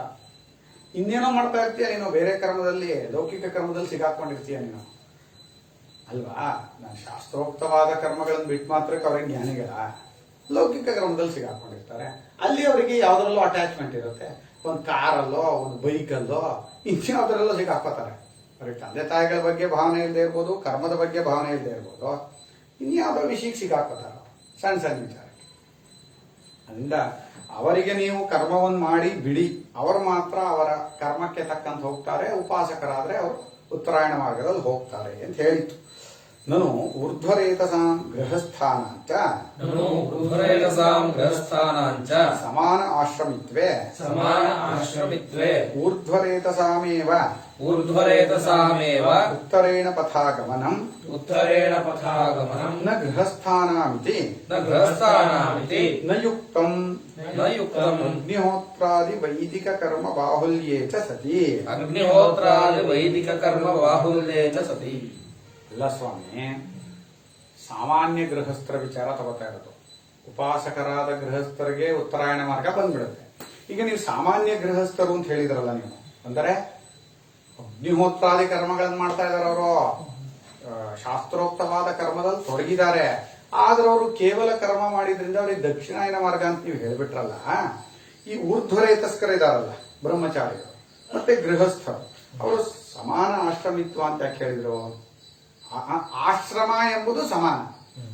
ಬ್ರಹ್ಮಚಾರಿ ಅನ್ನೋದು ಒಂದು ಆಶ್ರಮ, ಗೃಹಸ್ಥ ಅನ್ನೋದು ಒಂದು ಆಶ್ರಮ. ಹೀಗೆ ಎರಡೂ ಆಶ್ರಮದಲ್ಲಿ ಸಮಾನವಾಗಿದೆ ಒಂದು. ಇನ್ನು ಗೃಹಸ್ಥರಿಗೆ ಅಗ್ನಿಹೋತ್ರಾದಿ ಕರ್ಮ ಬಹಳತೆ ಇದೆ, ಬ್ರಹ್ಮಚಾರಿಗೆ ಅಷ್ಟೊಂದು ಕರ್ಮ ಇಲ್ಲವ. ಅಗ್ನಿಹೋತ್ರಾದಿಯಾದಂತಹ ಮುಖ್ಯ ಶಾಸ್ತ್ರೋಕ್ತವಾದ ಅನೇಕ ಕರ್ಮಗಳನ್ನು ಅವ್ರು ಮಾಡಬೇಕು. ಅವರು ಕಾಲ ಒದಗಿದಾಗ ಆಯಾಯ ಕಾಲದಲ್ಲಿ ಯಜ್ಞಯಾಗಾದಿಗಳನ್ನು ಮಾಡೋದು, ಅಗ್ನಿಹೋತ್ರಾದಿ ಕರ್ಮಗಳನ್ನು ಮಾಡೋದು, ಪ್ರತಿನಿತ್ಯ ಮಾಡುವಂತಹ ಕರ್ಮಗಳು ಒಂದಷ್ಟು, ಯಜ್ಞಯಾಗಾದಿಗಳು ಆಯಾಯ ಕಾಲಕ್ಕೆ ಬಂದು ಒದಗಿದಾಗ ಮಾಡುವಂತಹದ್ದು ಒಂದಷ್ಟು, ನಿತ್ಯ ನೈಮಿತ್ತಿಕ ಕರ್ಮಗಳು ಗೃಹಸ್ಥರಿಗೆ ವಿಪರೀತವಾಗಿದೆಯಲ್ಲ ಸ್ವಾಮಿ. ಆಶ್ರಮ ಸಮಾನ, ಕರ್ಮಗಳು ಗೃಹಸ್ಥರಿಗೆ ಹೆಚ್ಚು. ಹಾಗಿರುವಾಗ ಗೃಹಸ್ಥರಿಗೆ ನೀವು ದಕ್ಷಿಣಾಯನ ಮಾರ್ಗ, ಕೇವಲ ಕರ್ಮಿಗಳಿಗೆ ದಕ್ಷಿಣಾಯನ ಮಾರ್ಗ ಹೇಳಿ, ಈ ಬ್ರಹ್ಮಚಾರಿಗಳು ನೈಷ್ಠಿಕ ವ್ರತವನ್ನು ಸ್ವೀಕಾರ ಮಾಡಿ ಗುರುಕುಲದಲ್ಲಿ ಇದ್ಕೊಂಡವರು ಆ ನೈಷ್ಠಿಕ ವ್ರತವನ್ನು ಚೆನ್ನಾಗಿ ನಡೆಸ್ಬಿಟ್ರೇನೆ ಅವ್ರಿಗೆ ಉತ್ತರಾಯಣ ಮಾರ್ಗ ಅಂದ್ಬಿಟ್ರಲ್ಲ, ಇದು ಹೊಂದುತ್ತಾ ಇದು ಸರಿ ಹೋಗ್ಲಿಲ್ವಲ್ಲ ಇದು ಅಂತ ಪ್ರಶ್ನೆ. ಅರ್ಥ ಆಯ್ತಲ್ವಾ? ಊರ್ಧ್ವರೇತಸ್ಕರು ಮತ್ತೆ ಗೃಹಸ್ಥರು ಆಶ್ರಮಿಗಳು ಎಂಬುದು ಸಮಾನವಾಗಿದೆ. ಹೀಗಿರುವಾಗ ಉತ್ತರಾಯಣ ಮಾರ್ಗದಿಂದ ಊರ್ಧ್ವರೇತಸ್ಕರೇ ಹೋಗ್ತಾರೆ, ನ ಗೃಹಸ್ಥಾನ. ಸಾಮಾನ್ಯ ಗೃಹಸ್ಥರು ಕೇವಲ ಕರ್ಮಿಗಳು ಹೋಗೋದಿಲ್ಲ ಅಂದ್ರಲ್ಲ. ಅಗ್ನಿಹೋತ್ರಾದಿ ವೈದಿಕ ಕರ್ಮಗಳು ವಿಪರೀತವಾಗಿ ಅವ್ರಿಗೆ ಹೆಚ್ಚಿರೋದು, ಅವ್ರು ಜಾಸ್ತಿ ಖರ್ಚು ಮಾಡ್ಕೋತಾರೆ ದುಡ್ಡನ್ನ, ಅವ್ರು ಜಾಸ್ತಿ ಶ್ರಮ ಪಡ್ತಾರೆ. ಅವ್ರ ಮನೆಯನ್ನು ನೋಡ್ಕೋಬೇಕು, ಮಕ್ಕಳನ್ನು ನೋಡ್ಕೋಬೇಕು, ಕರ್ಮವನ್ನು ಮಾಡ್ಬೇಕು. ಹೀಗಿರುವಾಗ ಬರೀ ಬ್ರಹ್ಮಚಾರಿಗಳಿಗೆ ನೀವು ನೈಷ್ಠಿಕ ವ್ರತ ಸ್ವೀಕಾರ ಮಾಡ್ಬಿಟ್ರೆ ಉತ್ತರಾಯಣ ಮಾರ್ಗ ಅಂದ್ರಲ್ಲ, ಹೇಗೆ ಅಂದ್ರೆ ನೈಷ ದೋಷ. ಇದೇನು ದೋಷ ಇಲ್ಲಪ್ಪ. ಗೃಹಸ್ಥರು ಕರ್ಮ ಮಾಡ್ತಾ ಇರ್ತಾರೆ, ಅವರು ತುಂಬಾ ಜವಾಬ್ದಾರಿ ಇರುತ್ತೆ. ಆದ್ದರಿಂದಲೇ ಅವರು ಸುಳ್ಳು ಹೇಳುವ ಅವಕಾಶಗಳು, ಬ್ರಹ್ಮಚರ್ಯವನ್ನು ಬಿಡುವ ಅವಕಾಶಗಳು ತುಂಬಾ ಹೆಚ್ಚು. ನಾವು ಉತ್ತರಾಯಣ ಮಾರ್ಗಕ್ಕೆ ಬ್ರಹ್ಮಚರ್ಯದ ಪಾಲನೆ ತುಂಬಾ ಬೇಕು ಅಂತ ಹೇಳ್ತೀವಿ. ಅದಕ್ಕೆ ನಿರಂತರವಾಗಿ ಯಾರು ಭಗವದ್ ಧ್ಯಾನವನ್ನು ಮಾಡ್ತಾ ಇರ್ತಾನೋ, ನಿರಂತರವಾಗಿ ಉಪಾಸನೆ ಶಬ್ದವೇ ನಿರಂತರ ತಾನೆ, ಯಾರು ನಿರಂತರವಾಗಿ ಮಾಡ್ತಾ ಇರ್ತಾನೋ ಬ್ರಹ್ಮಚರ್ಯವನ್ನು ಉಳಿಸ್ಕೋತಾನೆ. ಅಲ್ಲಿ ಮುಂದೆ ಬರುತ್ತಿರೋ ದಹರ ಉಪಾಸನೆಯಲ್ಲಿ ಏನು ಯಜ್ಞ ಅಂತ ಹೇಳ್ತೀಯೋ ಬ್ರಹ್ಮಚರ್ಯವೇ ಅದು, ತಪಸ್ಸು ಅಂತ ಏನ್ ಹೇಳ್ತೀಯೋ ಬ್ರಹ್ಮಚರ್ಯವೇ ಅದು, ಇನ್ನೇನೇನೇನೇನೋ ಹೇಳಿದ್ರಿ ಎಲ್ಲವೂ ಬ್ರಹ್ಮಚರ್ಯವೇ ಅಂತ. ಬ್ರಹ್ಮಚರ್ಯ ಪಾಲನೆನೋ ಭಾರಿ ಮುಖ್ಯ. ಅದ್ ಯಾರಿಗೆ ಆಗಲ್ವೋ ನೋಡಿ ಹೇಳ್ತಾರೆ, ಅಪೂತಾಹಿತೆ ಆ ಗೃಹಸ್ಥರುಗಳು ಅಪೂತರಲ್ಲವೇ ಅಶುದ್ಧರಲ್ಲವೇ ಅಂದ್ಬಿಟ್ಟು ಕೋಪ ಬರುವುದು. ಏನ್ ಶಂಕರಾಚಾರ್ಯರು ಗೃಹಸ್ಥರನ್ನ ಅಪೂತರು ಅಶುದ್ಧರು ಅಂತ ಹೇಳ್ತಾ ಇದ್ದಾರೋ ಅಂದ್ರೆ ನೋಡಿ ಹೇಳ್ತಾರೆ, ಶತ್ರುಮಿತ್ರ ಸಂಯೋಗ ನಿಮಿತ್ತಂ ಹಿ ತೇಷಾಂ ರಾಗದ್ವೇಷೌ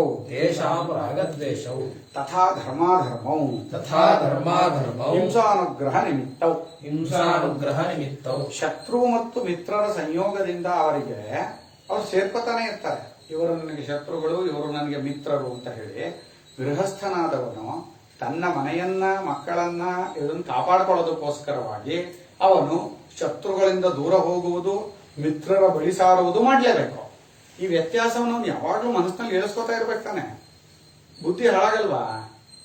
ನೀನೇನೋ ಗೃಹಸ್ಥನಾಗಿದ್ದೀನಿ, ಏನ್ ಮಾಡಕ್ ಸ್ವಾಮಿ, ನೀನ್ ಏನ್ ಮಾಡೋಕ್ ಸ್ವಾಮಿ, ಹೀಗಿರ್ಬೇಕಲ್ಲ ಅಂತ ಅನ್ಬಹುದು. ಆದರೆ ಮನಸ್ಸಿನಲ್ಲಿ ವ್ಯತ್ಯಾಸ ಆಗ್ತಾ ಇಲ್ವೇನಪ್ಪ? ಯಾರಿಗೆ ಶತ್ರು ಮಿತ್ರ ಭಾವವೇ ಹೊರಟೋಗುತ್ತೋ ಅಂತವರನ್ನ ನಾವು ಬ್ರಹ್ಮಲೋಕಕ್ಕೆ ಹೋಗ್ತಾರೆ ಅಂತ ಹೇಳ್ತಾ ಇರೋದು. ಅವರು ಬ್ರಹ್ಮಲೋಕಕ್ಕೆ ಹೋಗ್ತಾರೆ ಅಥವಾ ಶತ್ರು ಮಿತ್ರ ಭಾವವನ್ನು ಕಳ್ಕೊಂಡು ತತ್ವಜ್ಞಾನವನ್ನೇ ಪಡ್ಕೋತಾರೆ ಬಿಡು. ಆ ಮಟ್ಟಕ್ಕೆ ಹೇಳ್ತಾ ಇರೋದು ನಾವು. ಇಲ್ಲಿ ಶತ್ರುಗಳನ್ನ ಶತ್ರುವಾಗಿ ನೋಡೋದು, ಮಿತ್ರರನ್ನು ಮಿತ್ರವಾಗಿ ನೋಡೋದು ಲೌಕಿಕ ವ್ಯವಹಾರ ನೀವು ಮಾಡಿ. ಇಲ್ಲಿ ನೀವು ಉಲ್ಟಾ ಮಾಡಿ ಅಂತ ನಾವೇನ್ ಹೇಳ್ತಾ ಇಲ್ಲ, ಯಾಕೆಂದ್ರೆ ಲೌಕಿಕ ವ್ಯವಹಾರ ಬಿದ್ದೋಗುತ್ತೆ ಅವಾಗ.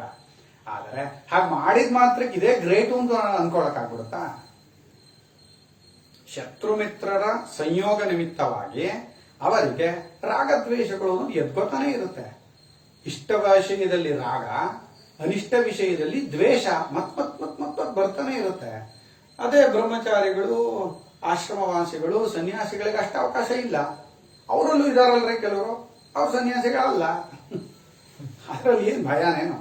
ಯಾರು ವಿಪರೀತವಾಗಿ ಶತ್ರು ಮಿತ್ರ ಭಾವನೆ ಮಾಡ್ತಾ ಇದ್ದಾರೋ, ಯಾರು ವಿಪರೀತವಾಗಿ ರಾಗದ್ವೇಷಗಳಿಗೆ ಬಿದ್ದಿದ್ದಾರೋ ಅವರು ಪೂರ್ಣ ಸನ್ಯಾಸಿಗಳಲ್ಲ ಅಂತ ತಿಳ್ಕೊಳ್ಳಿ. ನಾವು ಸನ್ಯಾಸಿಗಳು ಅಂದ್ರೆ ಯಾರನ್ನ ಹೇಳ್ತಾ ಇದೀವಿ? ಮುಖ್ಯ ನೈಷ್ಠಿಕ ಬ್ರಹ್ಮಚಾರಿಗಳು ಅಂದ್ರೆ ಯಾರನ್ನ ಹೇಳ್ತಾ ಇದೀವಿ?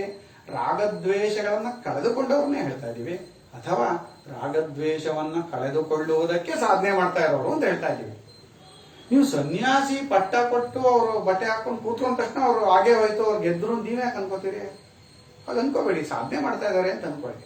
ಅದಕ್ಕೆ ನಾವೇನೋ ಅನ್ಕೊಂಡ್ಬಿಟ್ಟಿದ್ವಿ ಅವ್ರನ್ನ, ಅವ್ರು ಹೀಗಾಗ್ಬಿಟ್ರಲ್ಲ. ಅಯ್ಯ ನೀನ್ ಯಾಕಯ್ಯ ಅನ್ಕೊಂಡೆ ಅವ್ರನ್ನ? ಅವ್ನು ಇವತ್ತು ಸನ್ಯಾಸ ಮಾಡಿ ಕೂತಿದ್ದಾನೆ, ಹಾಗೆ ಹೋಗ್ಬಿಟ್ನಾ, ಗೆದ್ಬಿಟ್ನಾ? ನಿನ್ನೇನು ಗೆದ್ದಿರ್ಲಿಲ್ಲ, ಇವತ್ತು ಗೆದ್ದಾಯ್ತಲ್ಲ. ಅವರಿಗೆ ಲೌಕಿಕವಾಗಿ ಗೌರವ ಕೊಡೋದು ಕೂಡ ಅವರು ರಾಗದ್ವೇಷಗಳನ್ನು ಬಿಟ್ಟುಕೊಳ್ಳುವುದಕ್ಕೆ ಆ ಮಾರ್ಗವನ್ನು ಹಿಡಿದ್ರು. ಬೇಡಪ್ಪ, ವಿಪರೀತವಾಗಿ ಶತ್ರು ಮಿತ್ರ ಸಂಯೋಗ ಬೇಡ, ರಾಗದ್ವೇಷಗಳು ಬೇಡ, ನಾನು ನಂದು ಅನ್ನೋದು ಬೇಡ, ನಾನು ಇದನ್ನೆಲ್ಲ ಬಿಟ್ಕೊಳ್ಳೋದಕ್ಕೆ ಪ್ರಯತ್ನ ಮಾಡ್ತೀನಿ ಅಂತ ಹೇಳ್ತಾನೆ. ಮಾರ್ಗ ಹಿಡಿದಿದ್ದು, ಮಾರ್ಗ ಹಿಡಿದಿದ್ದಕ್ಕೆ ಹೆಚ್ಚಿನ ಬೆಲೆ ಕೊಟ್ಟಿರೋದು. ಅಬ್ಬ ಗ್ರೇಟ್. ಈಗ ಇವತ್ತು ಶುರು ಮಾಡಿದ್ದಾನೆ IAS ಎಕ್ಸಾಮ್ ತಗೋತಾನೆ. ಅವ್ನು ಇವತ್ತು ಶುರು ಮಾಡಿದ್ದಾನೆ, ಏನೋ IAS ಮಾಡ್ತಾ ಇದ್ದ. ಓ ಪರವಾಗಿಲ್ಲ ಕಣ, ಗುಡ್ ಅಂತ. IAS ಆಗೋದು ನಾನು ಗೆದ್ಬಿಟ್ನಾ? ಗೆಲ್ಲಬೇಕು, ಅವನು ಬರಿಬೇಕು ಎಕ್ಸಾಮು. ಆದರೂ ಆ ಮಾರ್ಗ ಹಿಡಿದಿದ್ದಕ್ಕೇನೆ ಬೆಲೆ ಕೊಡ್ತಾರೆ ಜನ. ಲೋಕದಲ್ಲಿ ಹಾಗೆ ಇರೋದು. ನಾವು ಹಾಗೆ ಬೆಲೆ ಕೊಡ್ತಾ ಇದ್ದೀವಿ, ಹಾಗೆ ಬೆಲೆ ಕೊಡಬೇಕು. ಅದು ನಮಗೂ ಶ್ರೇಯಸ್ಕರ. ಯಾಕೆಂದ್ರೆ ಒಬ್ರು ನೋಡ್ಬೇಕಪ್ಪ, ರಾಗದ್ವೇಷ ಬಿಟ್ಕೊಳ್ಳೋದಕ್ಕೂ ಪ್ರಯತ್ನ ಮಾಡೋರು ಇದಾರಲ್ಲ ಲೋಕದಲ್ಲಿ. ಯಾಕೆಂದ್ರೆ ರಾಗದ್ವೇಷಗಳು ಹೆಚ್ಚು ಅನ್ಕೊಂಡಿರೋರೇ ಹೇಳಿದ್ರು, ಇದೇ ಸರಿ ಅನ್ಕೋತಾ ಇದ್ದಾರೆ. ಅದರಿಂದ ಅವರಿಗೆ ಅವಕಾಶಗಳು ಜಾಸ್ತಿ. ಗೃಹಸ್ಥಾಶ್ರಮದಲ್ಲಿ ಅದನ್ನ ಅವ್ರು ಕಾಪಾಡ್ಕೋಬೇಕಾಗತ್ತೆ. ಸುಳ್ಳು ಹೇಳ್ಬೇಕಾಗತ್ತೆ. ಗೊತ್ತು ಮೋಸ ಮಾಡ್ತಾನೆ, ದುಡ್ಡು ಕೇಳ್ಕೊಂಡು ಹೋದ್ರು ವಾಪಸ್ ಕೊಡೋದಿಲ್ಲ ಅಂತ ಗೊತ್ತು. ಅವ್ನು ಬಂದು ಒಂದ್ ಸ್ವಲ್ಪ ಕೊಡ್ರಿ ದುಡ್ಡು ಅಂದ್ರೆ ಇಲ್ಲ ಕಣಯ್ಯ ದುಡ್ಡೇ ಇಲ್ಲ ಅಂತ ಹೇಳ್ಬೇಕು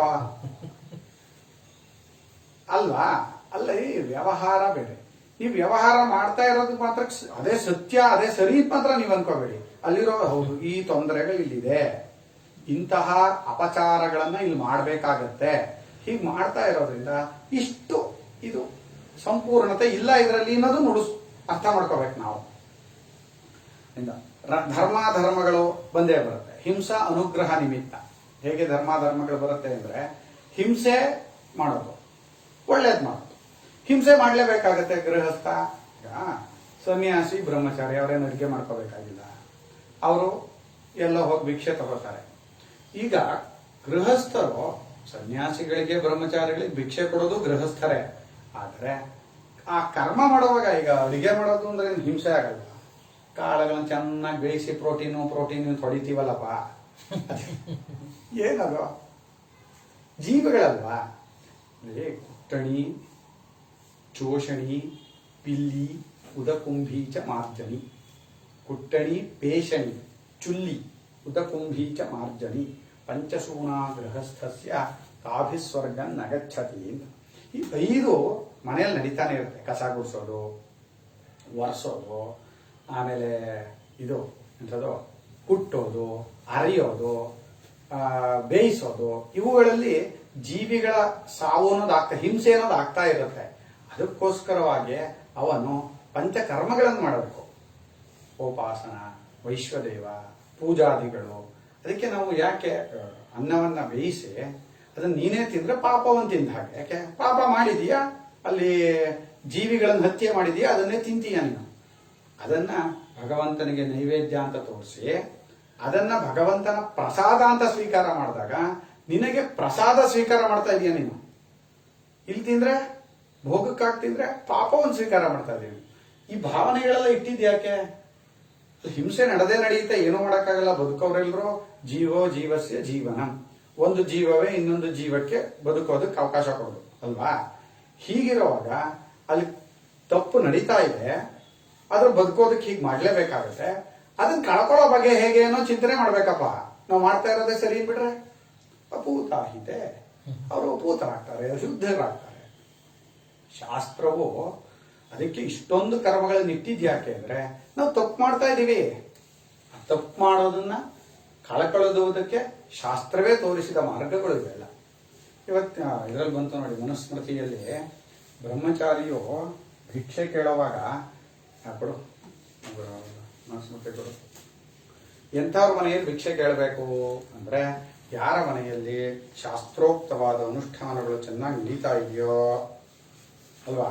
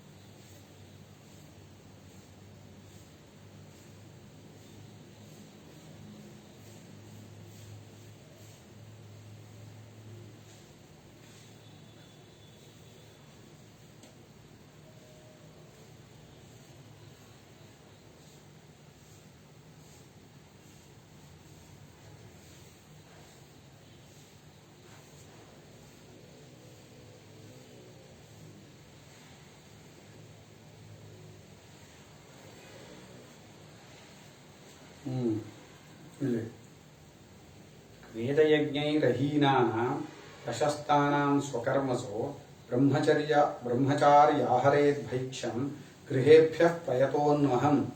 ಇಲ್ಲಿ ಯಾರು ವೇದ ಶಾಸ್ತ್ರಗಳ ಅನುಷ್ಠಾನ ಇಟ್ಕೊಂಡಿದ್ದಾರೋ, ಯಜ್ಞಯಾಗಾದಿಗಳನ್ನು ಮಾಡ್ತಾ ಇದ್ದಾರೋ, ವರ್ಣಾಶ್ರಮೋಚಿತ ಕರ್ಮಗಳನ್ನು ಮಾಡ್ತಾ ಇದ್ದಾರೋ ಅಂಥವರ ಮನೆಯಿಂದ ನೋಡಿ, ವರ್ಣಾಶ್ರಮ ಅಲ್ಲಿ ಶೂದ್ರರಲ್ಲಿ ಅತ್ಯುತ್ತಮರಾಗಿ ಆ ಆಚರಣೆಗಳನ್ನು ಚೆನ್ನಾಗಿ ಇಟ್ಕೊಂಡವ್ರ ಮನೇಲೂ ತಗೋಬೇಕು.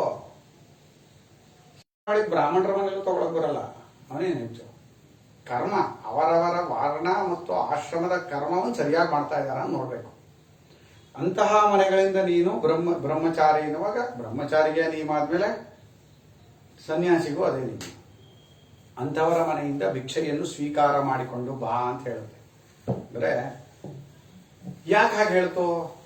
ವೇದ ಅಧ್ಯಯನ ಇರೋರು, ಯಜ್ಞಯಾಗಾದಿಗಳನ್ನು ಮಾಡೋರು, ವರ್ಣಾಶ್ರಮ ಕರ್ಮದಲ್ಲಿ ನಿರತರಾಗಿರೋರು ಯಾಕೆ ಹೇಳ್ತು ಅಂದ್ರೆ ಪಾಪ ಮಾಡ್ತಾ ಇದ್ದಾರೆ, ಅದನ್ನು ಕಳ್ಕೊಳ್ಳೋದಕ್ಕೆ ಉತ್ತಮವಾದ ಕರ್ಮಗಳನ್ನು ಮಾಡ್ತಾ ಇದ್ದಾರೆ. ಅಂಥವರ ಮನೆಯಿಂದ ಸ್ವೀಕಾರ ಮಾಡಿದಾಗ ನಮ್ಮ ಬುದ್ಧಿ ಚೆನ್ನಾಗಿರುತ್ತೆ. ಅದಕ್ಕೆ ಎಂತೆಂಥವರ ಮನೇಲಿ ಹೋಗಿ ಊಟ ಮಾಡ್ಕೊಂಡು ಬನ್ನಿ, ಬುದ್ಧಿ ಕೆಟ್ಟೆ ಹೋಗುತ್ತೆ, ಏನೇನೋ ಆಗುತ್ತೆ. ಯಾಕೆ ಅಂದ್ರೆ ಅವ್ರ ಚಿಂತನೆ ಆಗಿದೆ. ನಾವು ಮಾಡುವ ಈಗ ಅಡಿಗೆ ಅನ್ನೋ ವಿಷಯದಲ್ಲಿ ಏನಿದೆ, ಸಂಪಾದನೆ ಮಾಡೋ ಪ್ರಕಾರ ಏನು, ಆಮೇಲೆ ಅಡಿಗೆ ಮಾಡುವಾಗ ಯಾವ ದೃಷ್ಟಿಯಿಂದ ಮಾಡಿದ್ದಾರೆ, ಊಟ ಮಾಡುವಾಗ ಯಾವ ದೃಷ್ಟಿಯಿಂದ ಊಟ ಮಾಡ್ತಾನೆ, ಇದಿಷ್ಟು ಕೌಂಟ್ ಆಗುತ್ತೆ. ಸಂಪಾದನೆ ಮಾಡೋದನ್ನ ಯಾವ್ಯಾವ್ದೋ ಕೆಟ್ಟ ಒಬ್ಬ ಊರಲ್ಲಿ ಒಬ್ಬ ಕಳ್ಳ ಇದ್ದ, ದೊಡ್ಡ ಕಳ್ಳ, ಬೇಕಾದಷ್ಟು ಸಂಪಾದನೆ ಮಾಡಿದ ಪಾಪ, ಅವ್ರಿಗೂ ತಲೆ ಎಲ್ಲ ಹೊಡೆದು. ಅವನಿಗೂ ಒಂದ್ಸಲ ಒಬ್ಬ ಸನ್ಯಾಸಿಗಳನ್ನ ಕರೆದು ಊಟ ಹಾಕಬೇಕು ಅನ್ನೋ ಬುದ್ಧಿ ಬಂತು. ಅವ್ರು ಒಳ್ಳೆ ಸನ್ಯಾಸಿಗಳೇ ಅವರು. ಇವನ್ ಮನೆಗೆ ಕರೆದ, ಇವ್ರಿಗೆ ಗೊತ್ತಿಲ್ಲ ಸನ್ಯಾಸಿಗಳಿಗೆ ಇವ್ನು ಕಳ್ಳ ಅಂತ. ಮನೆಗೆ ಹೋದ್ರು. ಅವನು ಸನ್ಯಾಸಿಗಳಿಗೆ ಒಳ್ಳೆ ಬೆಳ್ಳಿ ತಟ್ಟೆಯಲ್ಲೇ ಊಟ ಹಾಕಿ, ಬೆಳ್ಳಿ ಪಂಚಪಾತ್ರೆ ಇದು ಎಲ್ಲದೂ ಇಟ್ಟಿದ್ದ. ಊಟ ಆಯ್ತು, ಒಂದು ಅರ್ಧ ಮುಕ್ಕಾಲು ಊಟ ಆಗೋಷ್ಟೊತ್ತಿಗೆ ಇವ್ರಿಗೆ ಬೆಳ್ಳಿ ಪಂಚಪಾತ್ರೆ ಲೋಟ ಎಲ್ಲ ಎತ್ಕೊಂಡು ಹೋಗೋಣ ಅನ್ನೋ ಆಸೆ ಬಂತು. ಇವರು ಅವರೆಲ್ಲೋ ಹೋದಾಗ ಲೋಟನೋ ಏನೋ ಒಳಗೆ ಹಾಕೊಂಡ್ರು ತಮ್ಮ ಜೋಳಿಗೆ ಒಳಗೆ. ಅವ್ನು ನೋಡ್ದ, ಗೊತ್ತಾಯ್ತು ಅವನಿಗೆ ಕಳ್ಳರ ಕಳ್ಳ, ಅವನಿಗೆ ಗೊತ್ತಾಗಲ್ವಾ. ಅವನೇನು ತಲೆ ಕೆಡಿಸ್ಕೊಳ್ಳಿಲ್ಲ. ಅವನಿಗೇನು ಪಾಪ ಯಾವುದೋ ಸ್ವಂತದ್ದಲ್ಲ, ಯಾರ್ಯಾರ್ದೋ ಮನೆಯಿಂದ ತಗೊಂಡ್ಬಂದಿರೋದೇ. ಅವನು ತಗೊಂಡೋಗಿ ಬಿಡು, ಏನ್ ದೊಡ್ಡ ವಿಷಯನ ಅಂತ ಅಂದ್ಕೊಂಡ. ಅವನೇನು ಕೇಳಕ್ಕೆ ಹೋಗಲಿಲ್ಲ. ಅವನೇನು ಮಾಡ ಕೂತ್ಕೊಳ್ಳೋರ. ಸರಿ, ಇವರು ಊಟ ಮುಗಿಸಿದ್ರು, ಎದ್ರು, ಹೋದ್ರು. ಅದು ಹೊರಗಡೆ ಹೋಗ್ಬೇಕಲ್ಲ, ಅದು ಅನ್ನ ಹೊರಗಡೆ ಒಂದೆರಡು ದಿನ ಆಗ್ಬೇಕು ಶುದ್ಧವಾಗೋದಕ್ಕೆ. ಆಮೇಲೆ ಇವ್ರಿಗೆ ಯೋಚನೆ, ನಾನು ಯಾಕೆ ಇದನ್ನು ತಗೊಂಡ್ಬಂದೆ ಅಂತ. ಅನ್ನ ಊಟ ಮಾಡಿದ ಮೇಲೆ ಅದು ಎಷ್ಟು ಪರಿಣಾಮ ಬೀರ್ಬಿಡ್ತು ಅಂದ್ರೆ, ಆ ಕ್ಷಣಾರ್ಧದಲ್ಲಿ ಇವ್ರಿಗೆ ಕಳ್ತನ ಮಾಡೋ ಬುದ್ಧಿ ಬಂದ್ಬಿಡ್ತು. ಅವನು ಅಷ್ಟು ಕಳ್ಳ, ಅವನು ಅಷ್ಟು ಕಷ್ಟಪಟ್ಟಿದ್ದಾನೆ. ಒಂದು ಅನ್ನ ಸಂಪಾದನೆ ಮಾಡುವ ಪ್ರಕಾರವೂ ಚೆನ್ನಾಗಿರ್ಬೇಕು. ಆಮೇಲೆ ಮನೆಯಲ್ಲಿ ಅಡಿಗೆ ಮಾಡುವಾಗ ಅಡಿಗೆ ಮಾಡೋರ್ಗೆ ಅಂತ ಒಳ್ಳೆ ಭಾವನೆ ಇರಬೇಕು. ಅವರು ಮೂರೊತ್ತು ಬೈಕೊಂಡು ಅನ್ಕೊಂಡು ನಮ್ಗೆ ಹಣೆ ಬರ, ಇದು ನಾನೇ ಮಾಡ್ಬೇಕು, ಇದು ಮಾಡ್ಬೇಕು ಅನ್ಕೊಂಡು ಮಾಡಿದ್ರೆ ಆಯ್ತು, ತಿಂದವ್ರ ಗತಿ. ಇನ್ನು ಊಟ ಮಾಡುವಾಗ್ಲೂ ಅತ್ಯುತ್ತಮ ಭಾವನೆ ಮಾಡಿಕೊಂಡು ಶ್ರಾದ್ದ ಕರ್ಮಗಳಲ್ಲಿ ಹೇಳ್ತೀವಿ, ಅಕ್ರೋಧನೈ ಶೌಚಪರೈ ಸತತಂ ಬ್ರಹ್ಮವಾದಿಭಿ ಭವಿತವ್ಯಂ ಭವದ್ಭಿಶ್ಚ ಮಯಾ ಚ ಶ್ರಾದ್ದ ಕರ್ಮಣಿ. ಕೋಪ ಮಾಡ್ಕೋಬೇಡಿ ಊಟ ಮಾಡುವಾಗ ಅಲ್ವಾ. ಏನೋ ಸತತಂ ಬ್ರಹ್ಮವಾದಿಭಿ, ಪರಮಾತ್ಮನ ವಿಚಾರ ಮಾತಾಡ್ತಾ ಇರೋಣ ನಾವೆಲ್ಲ. ಆ ಊಟದ ಸಮಯದಲ್ಲಿ ಏನೇನೋ ರಾಜಕೀಯದ ವಿಚಾರಗಳು, ಅವರು ಇವರು ಏನೇನೋ ಬರ್ತಾ ಇರುತ್ತೆ.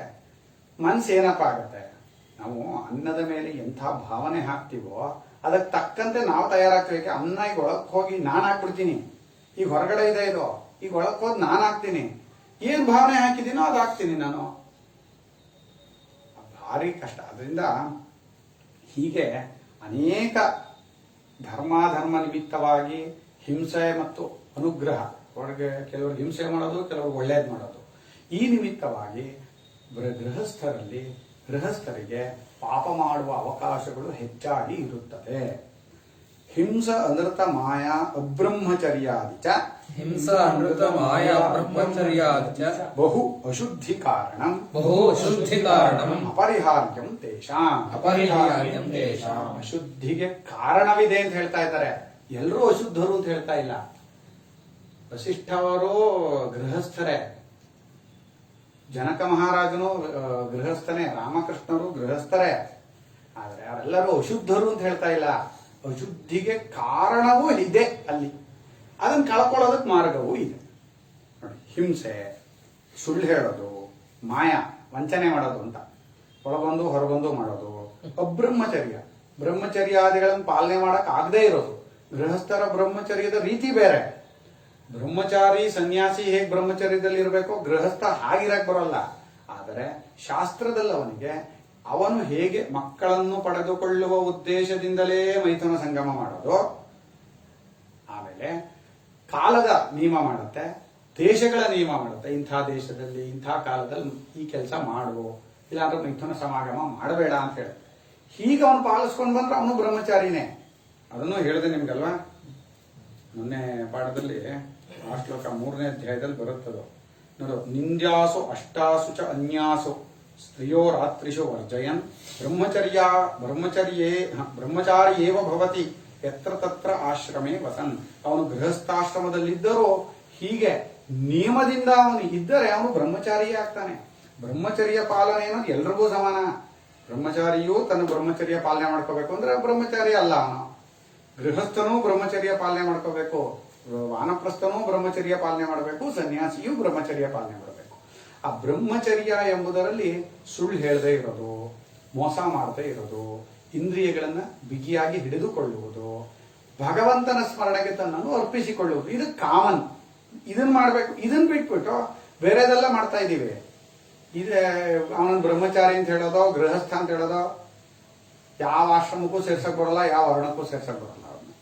ಅದರಿಂದ ಹಿಂಸೆ, ಅನೃತ, ಮಾಯೆ, ಅಬ್ರಹ್ಮಚರ್ಯವೇ ಮೊದಲಾದದ್ದು ಆ ಗೃಹಸ್ಥಾಶ್ರಮದಲ್ಲಿ ಅಶುದ್ಧಿಗೆ ಕಾರಣವನ್ನು ಕೊಡುವಂತಹ ಅನೇಕವು ಅಲ್ಲಿ ಇರುತ್ತದೆ.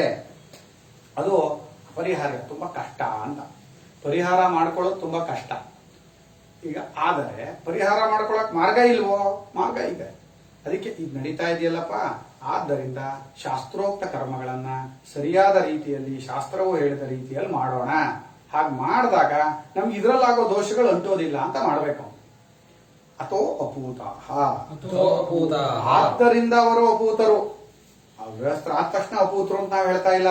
ಅವರು ಹಿಂಸೆ ಮಾಡಿದರೆ, ಅನೃತ ಮಾಡಿದರೆ, ಮಾಯಾ, ವಂಚನೆ, ಮೋಸ, ಬ್ರಹ್ಮಚರ್ಯದಲ್ಲಿ ಇದ್ದರೆ ಅವರು ಅಪೂತರು. ಅಪೂತತ್ವಾನ್ನೋತ್ತರೇಣ ಪಥಾಗಮನಂ.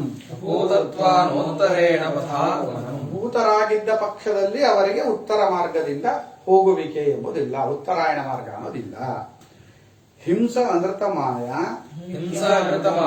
ಅಬ್ರಹ್ಮಚರ್ಯಾದಿ ಪರಿಹಾರಾಚ್ಚ ಶುದ್ಧಾತ್ಮಾನಃ ಹಿ ಇತರೆ ಶತ್ರುಮಿತ್ರ ರಾಗದ್ವೇಷಾದಿ ಪರಿಹಾರಾಚ್ಚ ವಿರಜಸಃ. ಉಳಿದವರು ಇತರೆ ಬ್ರಹ್ಮಚಾರಿಣಃ ಸನ್ಯಾಸಿನಶ್ಚ ಅವರುಗಳು ವಾನಪ್ರಸ್ಥಾಶ್ಚ. ವಾನಪ್ರಸ್ಥರಾಗಿರ್ಬೋದು, ಬ್ರಹ್ಮಚಾರಿಗಳಾಗಿರ್ಬೋದು, ಸನ್ಯಾಸಿಗಳಾಗಿರ್ಬೋದು, ಅವರಿಗೆ ಇದನ್ನು ಅವ್ರು ನಿಜವಾಗ್ಲೂ ಮಾಡಬಾರ್ದು. ಇದನ್ನ ಯಾಕೆ? ಅವ್ರಿಗೆ ಅವಕಾಶವೇ ಇಲ್ಲ, ಅವಶ್ಯಕತೆ ಇಲ್ಲ ಅವರಿಗೆ. ಗೃಹಸ್ಥಾಶ್ರಮದಲ್ಲಿ ಅವಕಾಶಗಳು ಹೆಚ್ಚಿದೆ. ಹಿಂಸೆ ಮಾಡೋದಕ್ಕೆ, ಅನೃತ, ಮಾಯೆ, ಅಬ್ರಹ್ಮಚರ್ಯಕ್ಕೆ ಅವಕಾಶಗಳು ಇದೆ. ಮತ್ತೆ ಅವಶ್ಯಕತೆನೂ ಬರುತ್ತೆ ಕೆಲವು ಸಲ. ಅವ್ರು ಅದನ್ನ ಮಾಡ್ಬೇಕಾಗತ್ತೆ. ಆದರೆ ಬ್ರಹ್ಮಚಾರಿಗಳು ಯಾಕಪ್ಪ ಸುಳ್ಳು ಹೇಳ್ಬೇಕು? ಸನ್ಯಾಸಿಗಳು ಯಾಕಯ್ಯ ಸುಳ್ಳು ಹೇಳ್ಬೇಕು? ಬ್ರಹ್ಮಚರ್ಯ ಕಳೆದುಕೊಳ್ಳುವಂತಹ ಕೆಲಸ ಅವ್ರು ಯಾಕಪ್ಪ ಮಾಡ್ಬೇಕು? ಅವರು ಹಾಗೆ ಮಾಡಿದ್ರು ಅವ್ರನ್ನೇನು ಬ್ರಹ್ಮಚಾರಿ ಸನ್ಯಾಸಿ ಅಂತ ಹೇಳಕ್ಕಾಗತ್ತ? ಬ್ರಹ್ಮಚರ್ಯ ಪಾಲನೆ ಮಾಡಿಲ್ವಂತೆ ಬ್ರಹ್ಮಚಾರಿ ಅಂತೆ. ಅವನೆಂತ ಬ್ರಹ್ಮಚಾರಿ? ಅವನು ಯಾವ ಸೇಮೆ ಬ್ರಹ್ಮಚಾರಿನೂ ಅಲ್ಲ. ಅವನು ಸನ್ಯಾಸಿ ಆದವನು, ಬ್ರಹ್ಮಚಾರಿ ಆದವನು ಬಿಗಿ ಹಿಡಿಬೇಕು ಅವನು. ಅಂದ್ರೆ ನೋಡಿ, ಹಿಂಸೆ, ಅನೃತ, ಮಾಯ, ಅಬ್ರಹ್ಮಚರ್ಯಗಳನ್ನ ಪರಿಹಾರ ಮಾಡಿಕೊಂಡಿರುವುದರಿಂದ, ಅಂದ್ರೆ ಯಾರು ಮಾಡ್ಕೊಂಡಿದಾರೋ ಅವರನ್ನೇ ನಾವು ಬ್ರಹ್ಮಚಾರಿಗಳು ಅಂತ ಹೇಳ್ತಾ ಇರೋದು. ಅಂತವ್ರಿಗೆ ಬ್ರಹ್ಮಲೋಕ ಹೇಳ್ತಾ ಇದೀವಿ ಹೊರತು ಮದುವೆ ಮಾಡ್ಕೊಂಡಿಲ್ಲ ಮಾತ್ರ ಅವನನ್ನು ಬ್ರಹ್ಮಚಾರಿ ಅಂತ ಹೇಳಕ್ ಬರಲ್ಲ. ಮದುವೆ ಮಾಡ್ಕೊಂಡಿಲ್ಲ ಅಷ್ಟೇ. ಯಾರನ್ನ ಬ್ರಹ್ಮಚಾರಿ ಅಂತ ಹೇಳ್ಬೇಕು?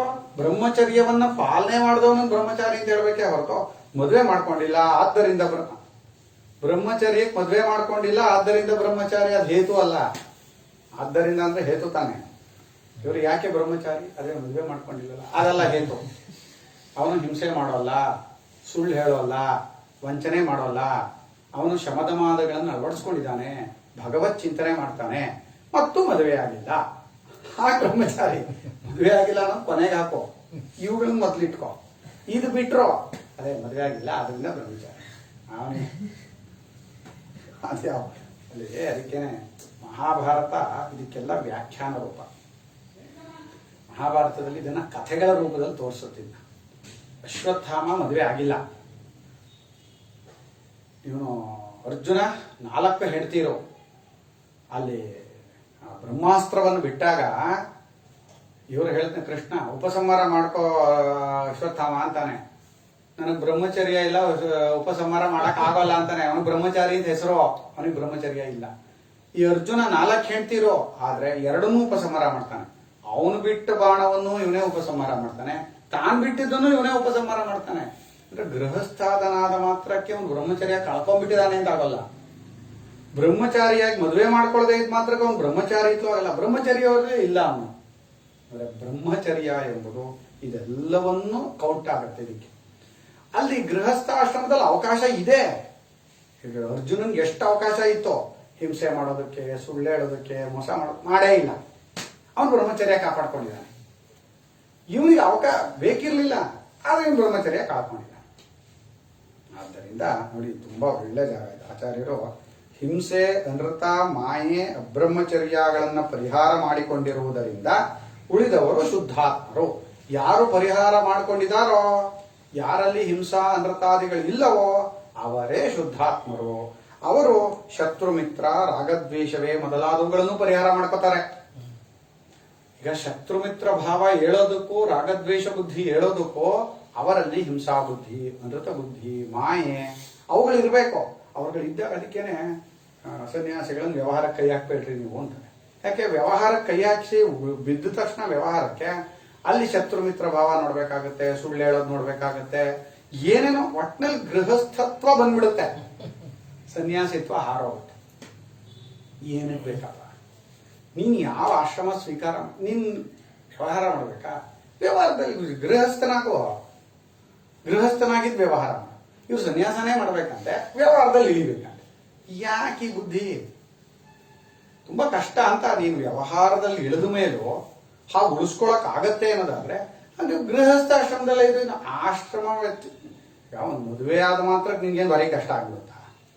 ನೀನು ಉಳಿಸ್ಕೊಳ್ತೀನಿ, ನಾನು ವ್ಯವಹಾರದಲ್ಲಿ ಇದ್ದರೂ ನಾನು ಹಿಂಸೆ ಮಾಡೋಲ್ಲ, ಮೋಸ ಮಾಡೋಲ್ಲ, ಹಾಗಿದ್ರೆ ಗೃಹಸ್ಥನಾಗೋ ಅಲ್ವಾ? ಇಲ್ಲ ನಾನು ಸನ್ಯಾಸಿ ಆಗ್ತೀನಿ ಅಂದ್ರೆ ಯಾವುದನ್ನು ಇಟ್ಕೋಬೇಡ, ಬಿಡು, ಎಲ್ಲವನ್ನು ಬಿಡಬೇಕು ನೀನು. ಬಿಡೋದಕ್ಕೆ ಸಂಕೇತ ಅದು. ಅದನ್ನ ಹಾಕೊಂಡು ಬಟ್ಟೆ ಹಾಕೊಂಡು ನೀನು ವ್ಯವಹಾರ ಮಾಡೋದಕ್ಕಲ್ಲ. ನೋಡಿ, ಶತ್ರು ಮಿತ್ರ ರಾಗದ್ವೇಷಾದಿಗಳನ್ನ ಪರಿಹಾರ ಮಾಡಿಕೊಂಡಿರುವುದರಿಂದ, ಪರಿಹಾರಾಚ್ಚ ವಿರಜಸ, ಅವರು ದೋಷಗಳನ್ನ ಕಳೆದುಕೊಂಡವರಾಗಿರ್ತಾರೆ. ಯಾರು ದೋಷಗಳನ್ನು ಕಳ್ಕೋತಾರೋ, ಯಾರು ಶುದ್ಧಾತ್ಮರೋ ಅಂಥವರಿಗೆ ನಾವು ಅವರು ಉಪಾಸನೆ ಇಲ್ಲದೆ ಇದ್ರು ಅಂದ್ರೆ ಆಶ್ರಮ ಮಾತ್ರದಿಂದ ನೈಷ್ಠಿಕ ವ್ರತವನ್ನು ಸ್ವೀಕಾರ ಮಾಡಿದ್ದಾನೆ. ನೈಷ್ಠಿಕ ವ್ರತವನ್ನು ಸ್ವೀಕಾರ ಮಾಡಿದ ಮಾತ್ರಕ್ಕೆ, ಗುರುಕುಲದಲ್ಲಿ ಇದ್ ಮಾತ್ರಕ್ಕೆ ಅವನಿಗೆ ಬ್ರಹ್ಮಲೋಕ ಬರುತ್ತೇನ್ರಿ ಅಂತ ನೀನ್ ಕೇಳಿದ್ಯಲ್ಲ? ಹೌದು, ಅವನಿಗೆ ಬರುತ್ತೆ. ಯಾವಾಗ ಬರುತ್ತೆ ಅಂದ್ರೆ ಅವನು ಶುದ್ಧಾತ್ಮನಾಗಿದ್ರೆ, ಹಿಂಸೆ, ಅನೃತ, ಮೋಸಾದಿಗಳು ಇಲ್ಲದೆ ಇದ್ರೆ, ಅವನು ಗುರುಕುಲದಲ್ಲಿ ತನ್ನನ್ನ ಉದ್ಧಾರ ಮಾಡ್ಕೋಬೇಕು ಅನ್ನೋ ದೃಷ್ಟಿಯಿಂದ ಇದ್ರೆ ಅವಾಗ ಬರುತ್ತೆ. ನಾವಿಲ್ಲಿ ಗುಣಗಳಿಗೆ ಬೆಲೆ ಕೊಡ್ತಾ ಇದೀವಿ ಹೊರತು ಯಾವುದೋ ಒಂದು ಬಟ್ಟೆಗಾಗ್ಲಿ, ಯಾವುದೋ ಒಂದು ಆಶ್ರಮಕ್ಕಾಗ್ಲಿ ಅಷ್ಟಕ್ಕೆ ಬೆಲೆ ಕೊಡ್ತಾ ಇಲ್ಲ. ಗುಣಗಳು ಪ್ರಧಾನ. ಗುಣವನ್ನು ಅಳವಡಿಸ್ಕೋಬೇಕು. ಅವನು ಗುಣದಿಂದ ಹೀನನಾದರೆ ಅವನು ಎಲ್ಲಿದ್ರೂ ಒಂದೇ. ಅವನಿಗೆ ಯಾವ ಹೆಸರು ಕೊಡಕ್ ಬರಲ್ಲ. ಗೃಹಸ್ಥರು ಮಾತ್ರ ಕೆಟ್ಟವರು ಅನ್ನೋ ಬರುತ್ತ, ಅಥವಾ ಕೆಟ್ಟವ್ರನ್ನೆಲ್ಲ ಒಂದು ಗುಂಪು ಮಾಡಿ ಗೃಹಸ್ಥರು ಅಂತ ಹೇಳ್ತಾ ಇದೀವ ನಾವು? ಹೇಳ್ತಾ ಇಲ್ಲ. ಹೇಳ್ತಾ ಇರೋದೇನು? ಗುಣಗಳು. ಯಾವ ಯಾವ ಆಶ್ರಮದಲ್ಲಿದ್ದಾಗ, ಯಾವ ಯಾವ ವರ್ಣದಲ್ಲಿದ್ದಾಗ, ಯಾವ ಗುಣದಿಂದ ಕೂಡ್ಕೋಬೇಕು ನೀನು ಅದರಲ್ಲೇ ಇರಬೇಕು. ಪರಮಾತ್ಮ ಅರ್ಜುನನ್ಗೆ ಅದೇ ಹೇಳಿದ್ದು, ನಾನು ಯುದ್ಧ ಮಾಡಲ್ಲ, ನಾನು ಭಿಕ್ಷೆ ಮಾಡ್ಬಿಡ್ತೀನಿ ಇಂದ. ಅದು ಬ್ರಾಹ್ಮಣರ ಧರ್ಮ ಕಣಪ್ಪ, ಅದು ಕ್ಷತ್ರಿಯರ ಧರ್ಮ ಅಲ್ಲ. ನೀ ಕ್ಷತ್ರಿಯ ಧರ್ಮವನ್ನ ತಗೊಂಡು, ಅಂದ್ರೆ ನೀ ಕ್ಷತ್ರಿಯ ಇದ್ರಲ್ಲಿ ಹುಟ್ಟಿ, ನೀನು ಅದರಲ್ಲೂ ಗೃಹಸ್ಥಾಶ್ರಮಕ್ಕೆ ಸ್ವೀಕಾರ ಮಾಡಿ ಈಗ ಯುದ್ಧ ಬಂದಾಗ ಹೋಗ್ತೀನಿ ಅಂದ್ಬಿಟ್ರೆ ಇದು ಹಿಂಸೆ ಅಲ್ಲ ನಿನಗೆ? ಇದನ್ನೇ ಬ್ರಾಹ್ಮಣರು ಮಾಡಿದ್ರೆ ಹಿಂಸೆ. ಅದು ಅವ್ರಿಗೆ ಧರ್ಮ ಅಲ್ಲ. ಅದು ಆದ್ರೆ ಇದು ನಿನ್ಗೆ ಹಿಂಸೆ ಅಲ್ಲ, ಇದು ನಿನ್ನ ಧರ್ಮ.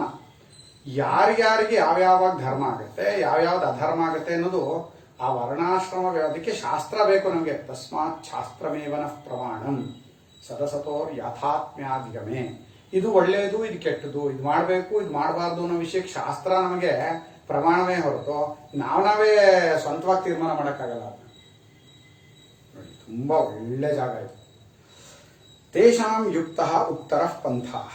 ತೇಷಾಂ ಯುಕ್ತಃ ಉತ್ತರಃ ಪಂಥಃ. ಆದ್ದರಿಂದ ಹಾಗಿದ್ದರೆ ಶತ್ರುಮಿತ್ರ ರಾಗದ್ವೇಷಾದಿ ಬುದ್ಧಿಗಳನ್ನು ಪರಿಹಾರ ಮಾಡಿಕೊಂಡು ನೈಷ್ಠಿಕ ವ್ರತದಲ್ಲಿ ಅವರು ಇದ್ದರೆ ಆಗ ಅವರಿಗೆ ಉತ್ತರ ಪಂಥ ಅನ್ನೋದು ಯುಕ್ತವಾಗಿದೆ, ಸರಿಯಾಗಿದೆ. ಮತ್ತೆ ಅವ್ರಿಗೆ ಉಪಾಸನೆನೇ ಇಲ್ವಲ್ಲ, ಯಾಕಿಲ್ಲಪ್ಪ? ಗುರು ಸೇವೆಯೇ ಅವನ ಉಪಾಸನೆ, ಅವನ ಗುರುವನ್ನೇ ಹಾಗೆ ಉಪಾಸನೆ ಮಾಡ್ತಾ ಇದ್ದಾನೆ. ಅದನ್ನ ಅದೆಲ್ಲ ಹೇಳಿದೆ, ನಿಮ್ಗೆ ಇಷ್ಟ ಬಂದಾಗ ಹೇಳ್ಬಿಡ್ತಿಲ್ಲ, ನಿಮ್ಗೆ ನಾವು ಹೇಳಿಲ್ಲ. ಇದರಲ್ಲಿದೆ, ಅದರಲ್ಲಿ ಶ್ವೇತಾಶ್ವತರದಲ್ಲಿ ಯಸ್ಯ ದೇವೇ ಪರಾಭಕ್ತಿ ಯಥಾ ದೇವೇ ತಥಾ ಗುರೌ ತಸ್ಯೈತೆ ಕಥಿತಾಹ್ಯರ್ಥಾಃ ಪ್ರಕಾಶಂತೆ ಮಹಾತ್ಮನಃ. ಯಾವಾತನಿಗೆ ದೇವತೆಯಲ್ಲೂ ಗುರುವಿನಲ್ಲೂ ಸಮಾನವಾದ ಭಕ್ತಿ ಇದ್ದುಕೊಂಡಿರುತ್ತದೋ ಅವನಿಗೆ ಈ ಅಧ್ಯಾತ್ಮ ವಿಚಾರಗಳೆಲ್ಲವೂ ಬಿಚ್ಚಿಕೊಳ್ಳುತ್ತದೆ, ಅವನಿಗೆ ಎಲ್ಲವೂ ಅರ್ಥವಾಗ್ತಾ ಹೋಗುತ್ತೆ. ಅವನ ಅದರಲ್ಲಿ ಆಳವಾಗಿ ಇಳ್ಕೊಳ್ತಾ ಹೋಗ್ತಾನೆ.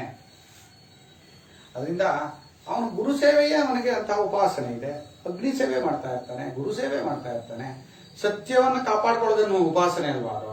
ನಾನು ಸುಳ್ಳು ಹೇಳೋದಿಲ್ಲ ಅಂತ ಹೇಳಿ ನಿಯಮ ಮಾಡಿಕೊಂಡ್ರೆ ಅದೇ ಒಂದು ಉಪಾಸನೆ ಆಗ್ತಾ ಇದೆ ಅವನಿಗೆ.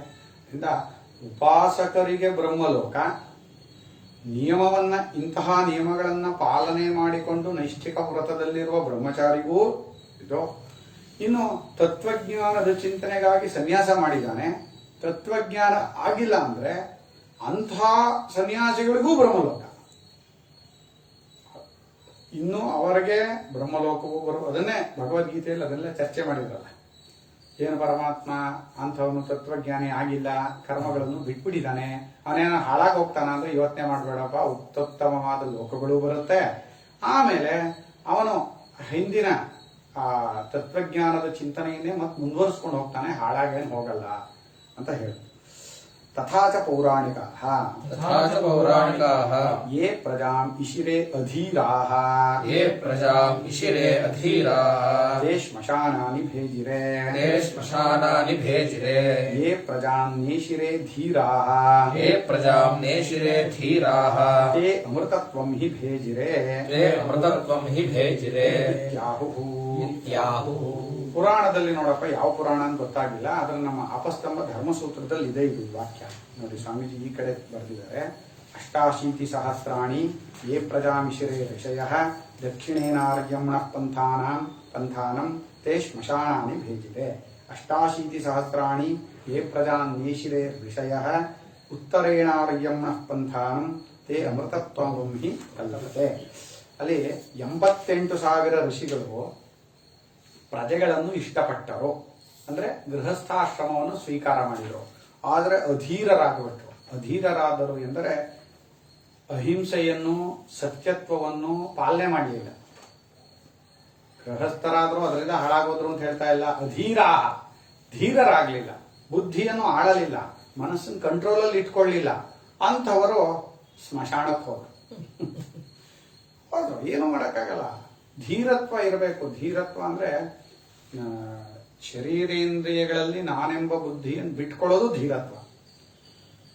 ಅದಕ್ಕೋಸ್ಕರವಾಗಿ ಸಾಧನಗಳನ್ನು ಅಳವಡಿಸಿಕೊಳ್ಳುವುದು ಧೀರತ್ವ.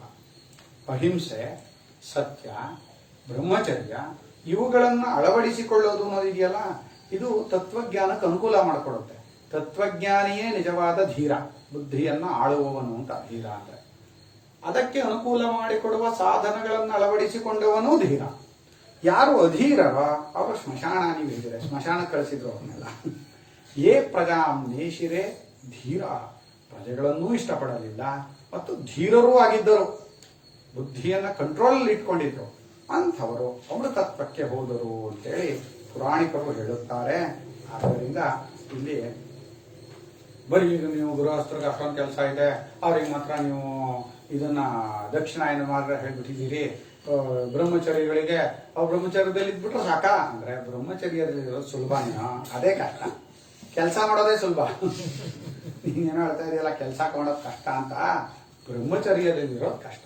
ಇಂದ ಬ್ರಹ್ಮಚರ್ಯವನ್ನ ಉಳಿಸ್ಕೋಬೇಕು ಅನ್ನೋನು ಹಿಂಸೆನೂ ಮಾಡಲ್ಲ, ಸುಳ್ಳು ಹೇಳಲ್ಲ, ಮಾಯಾವಿತ್ವ ಇರಲ್ಲ, ಒಳಗೊಂದು ಹೊರಗೊಂದು ಇರಲ್ಲ.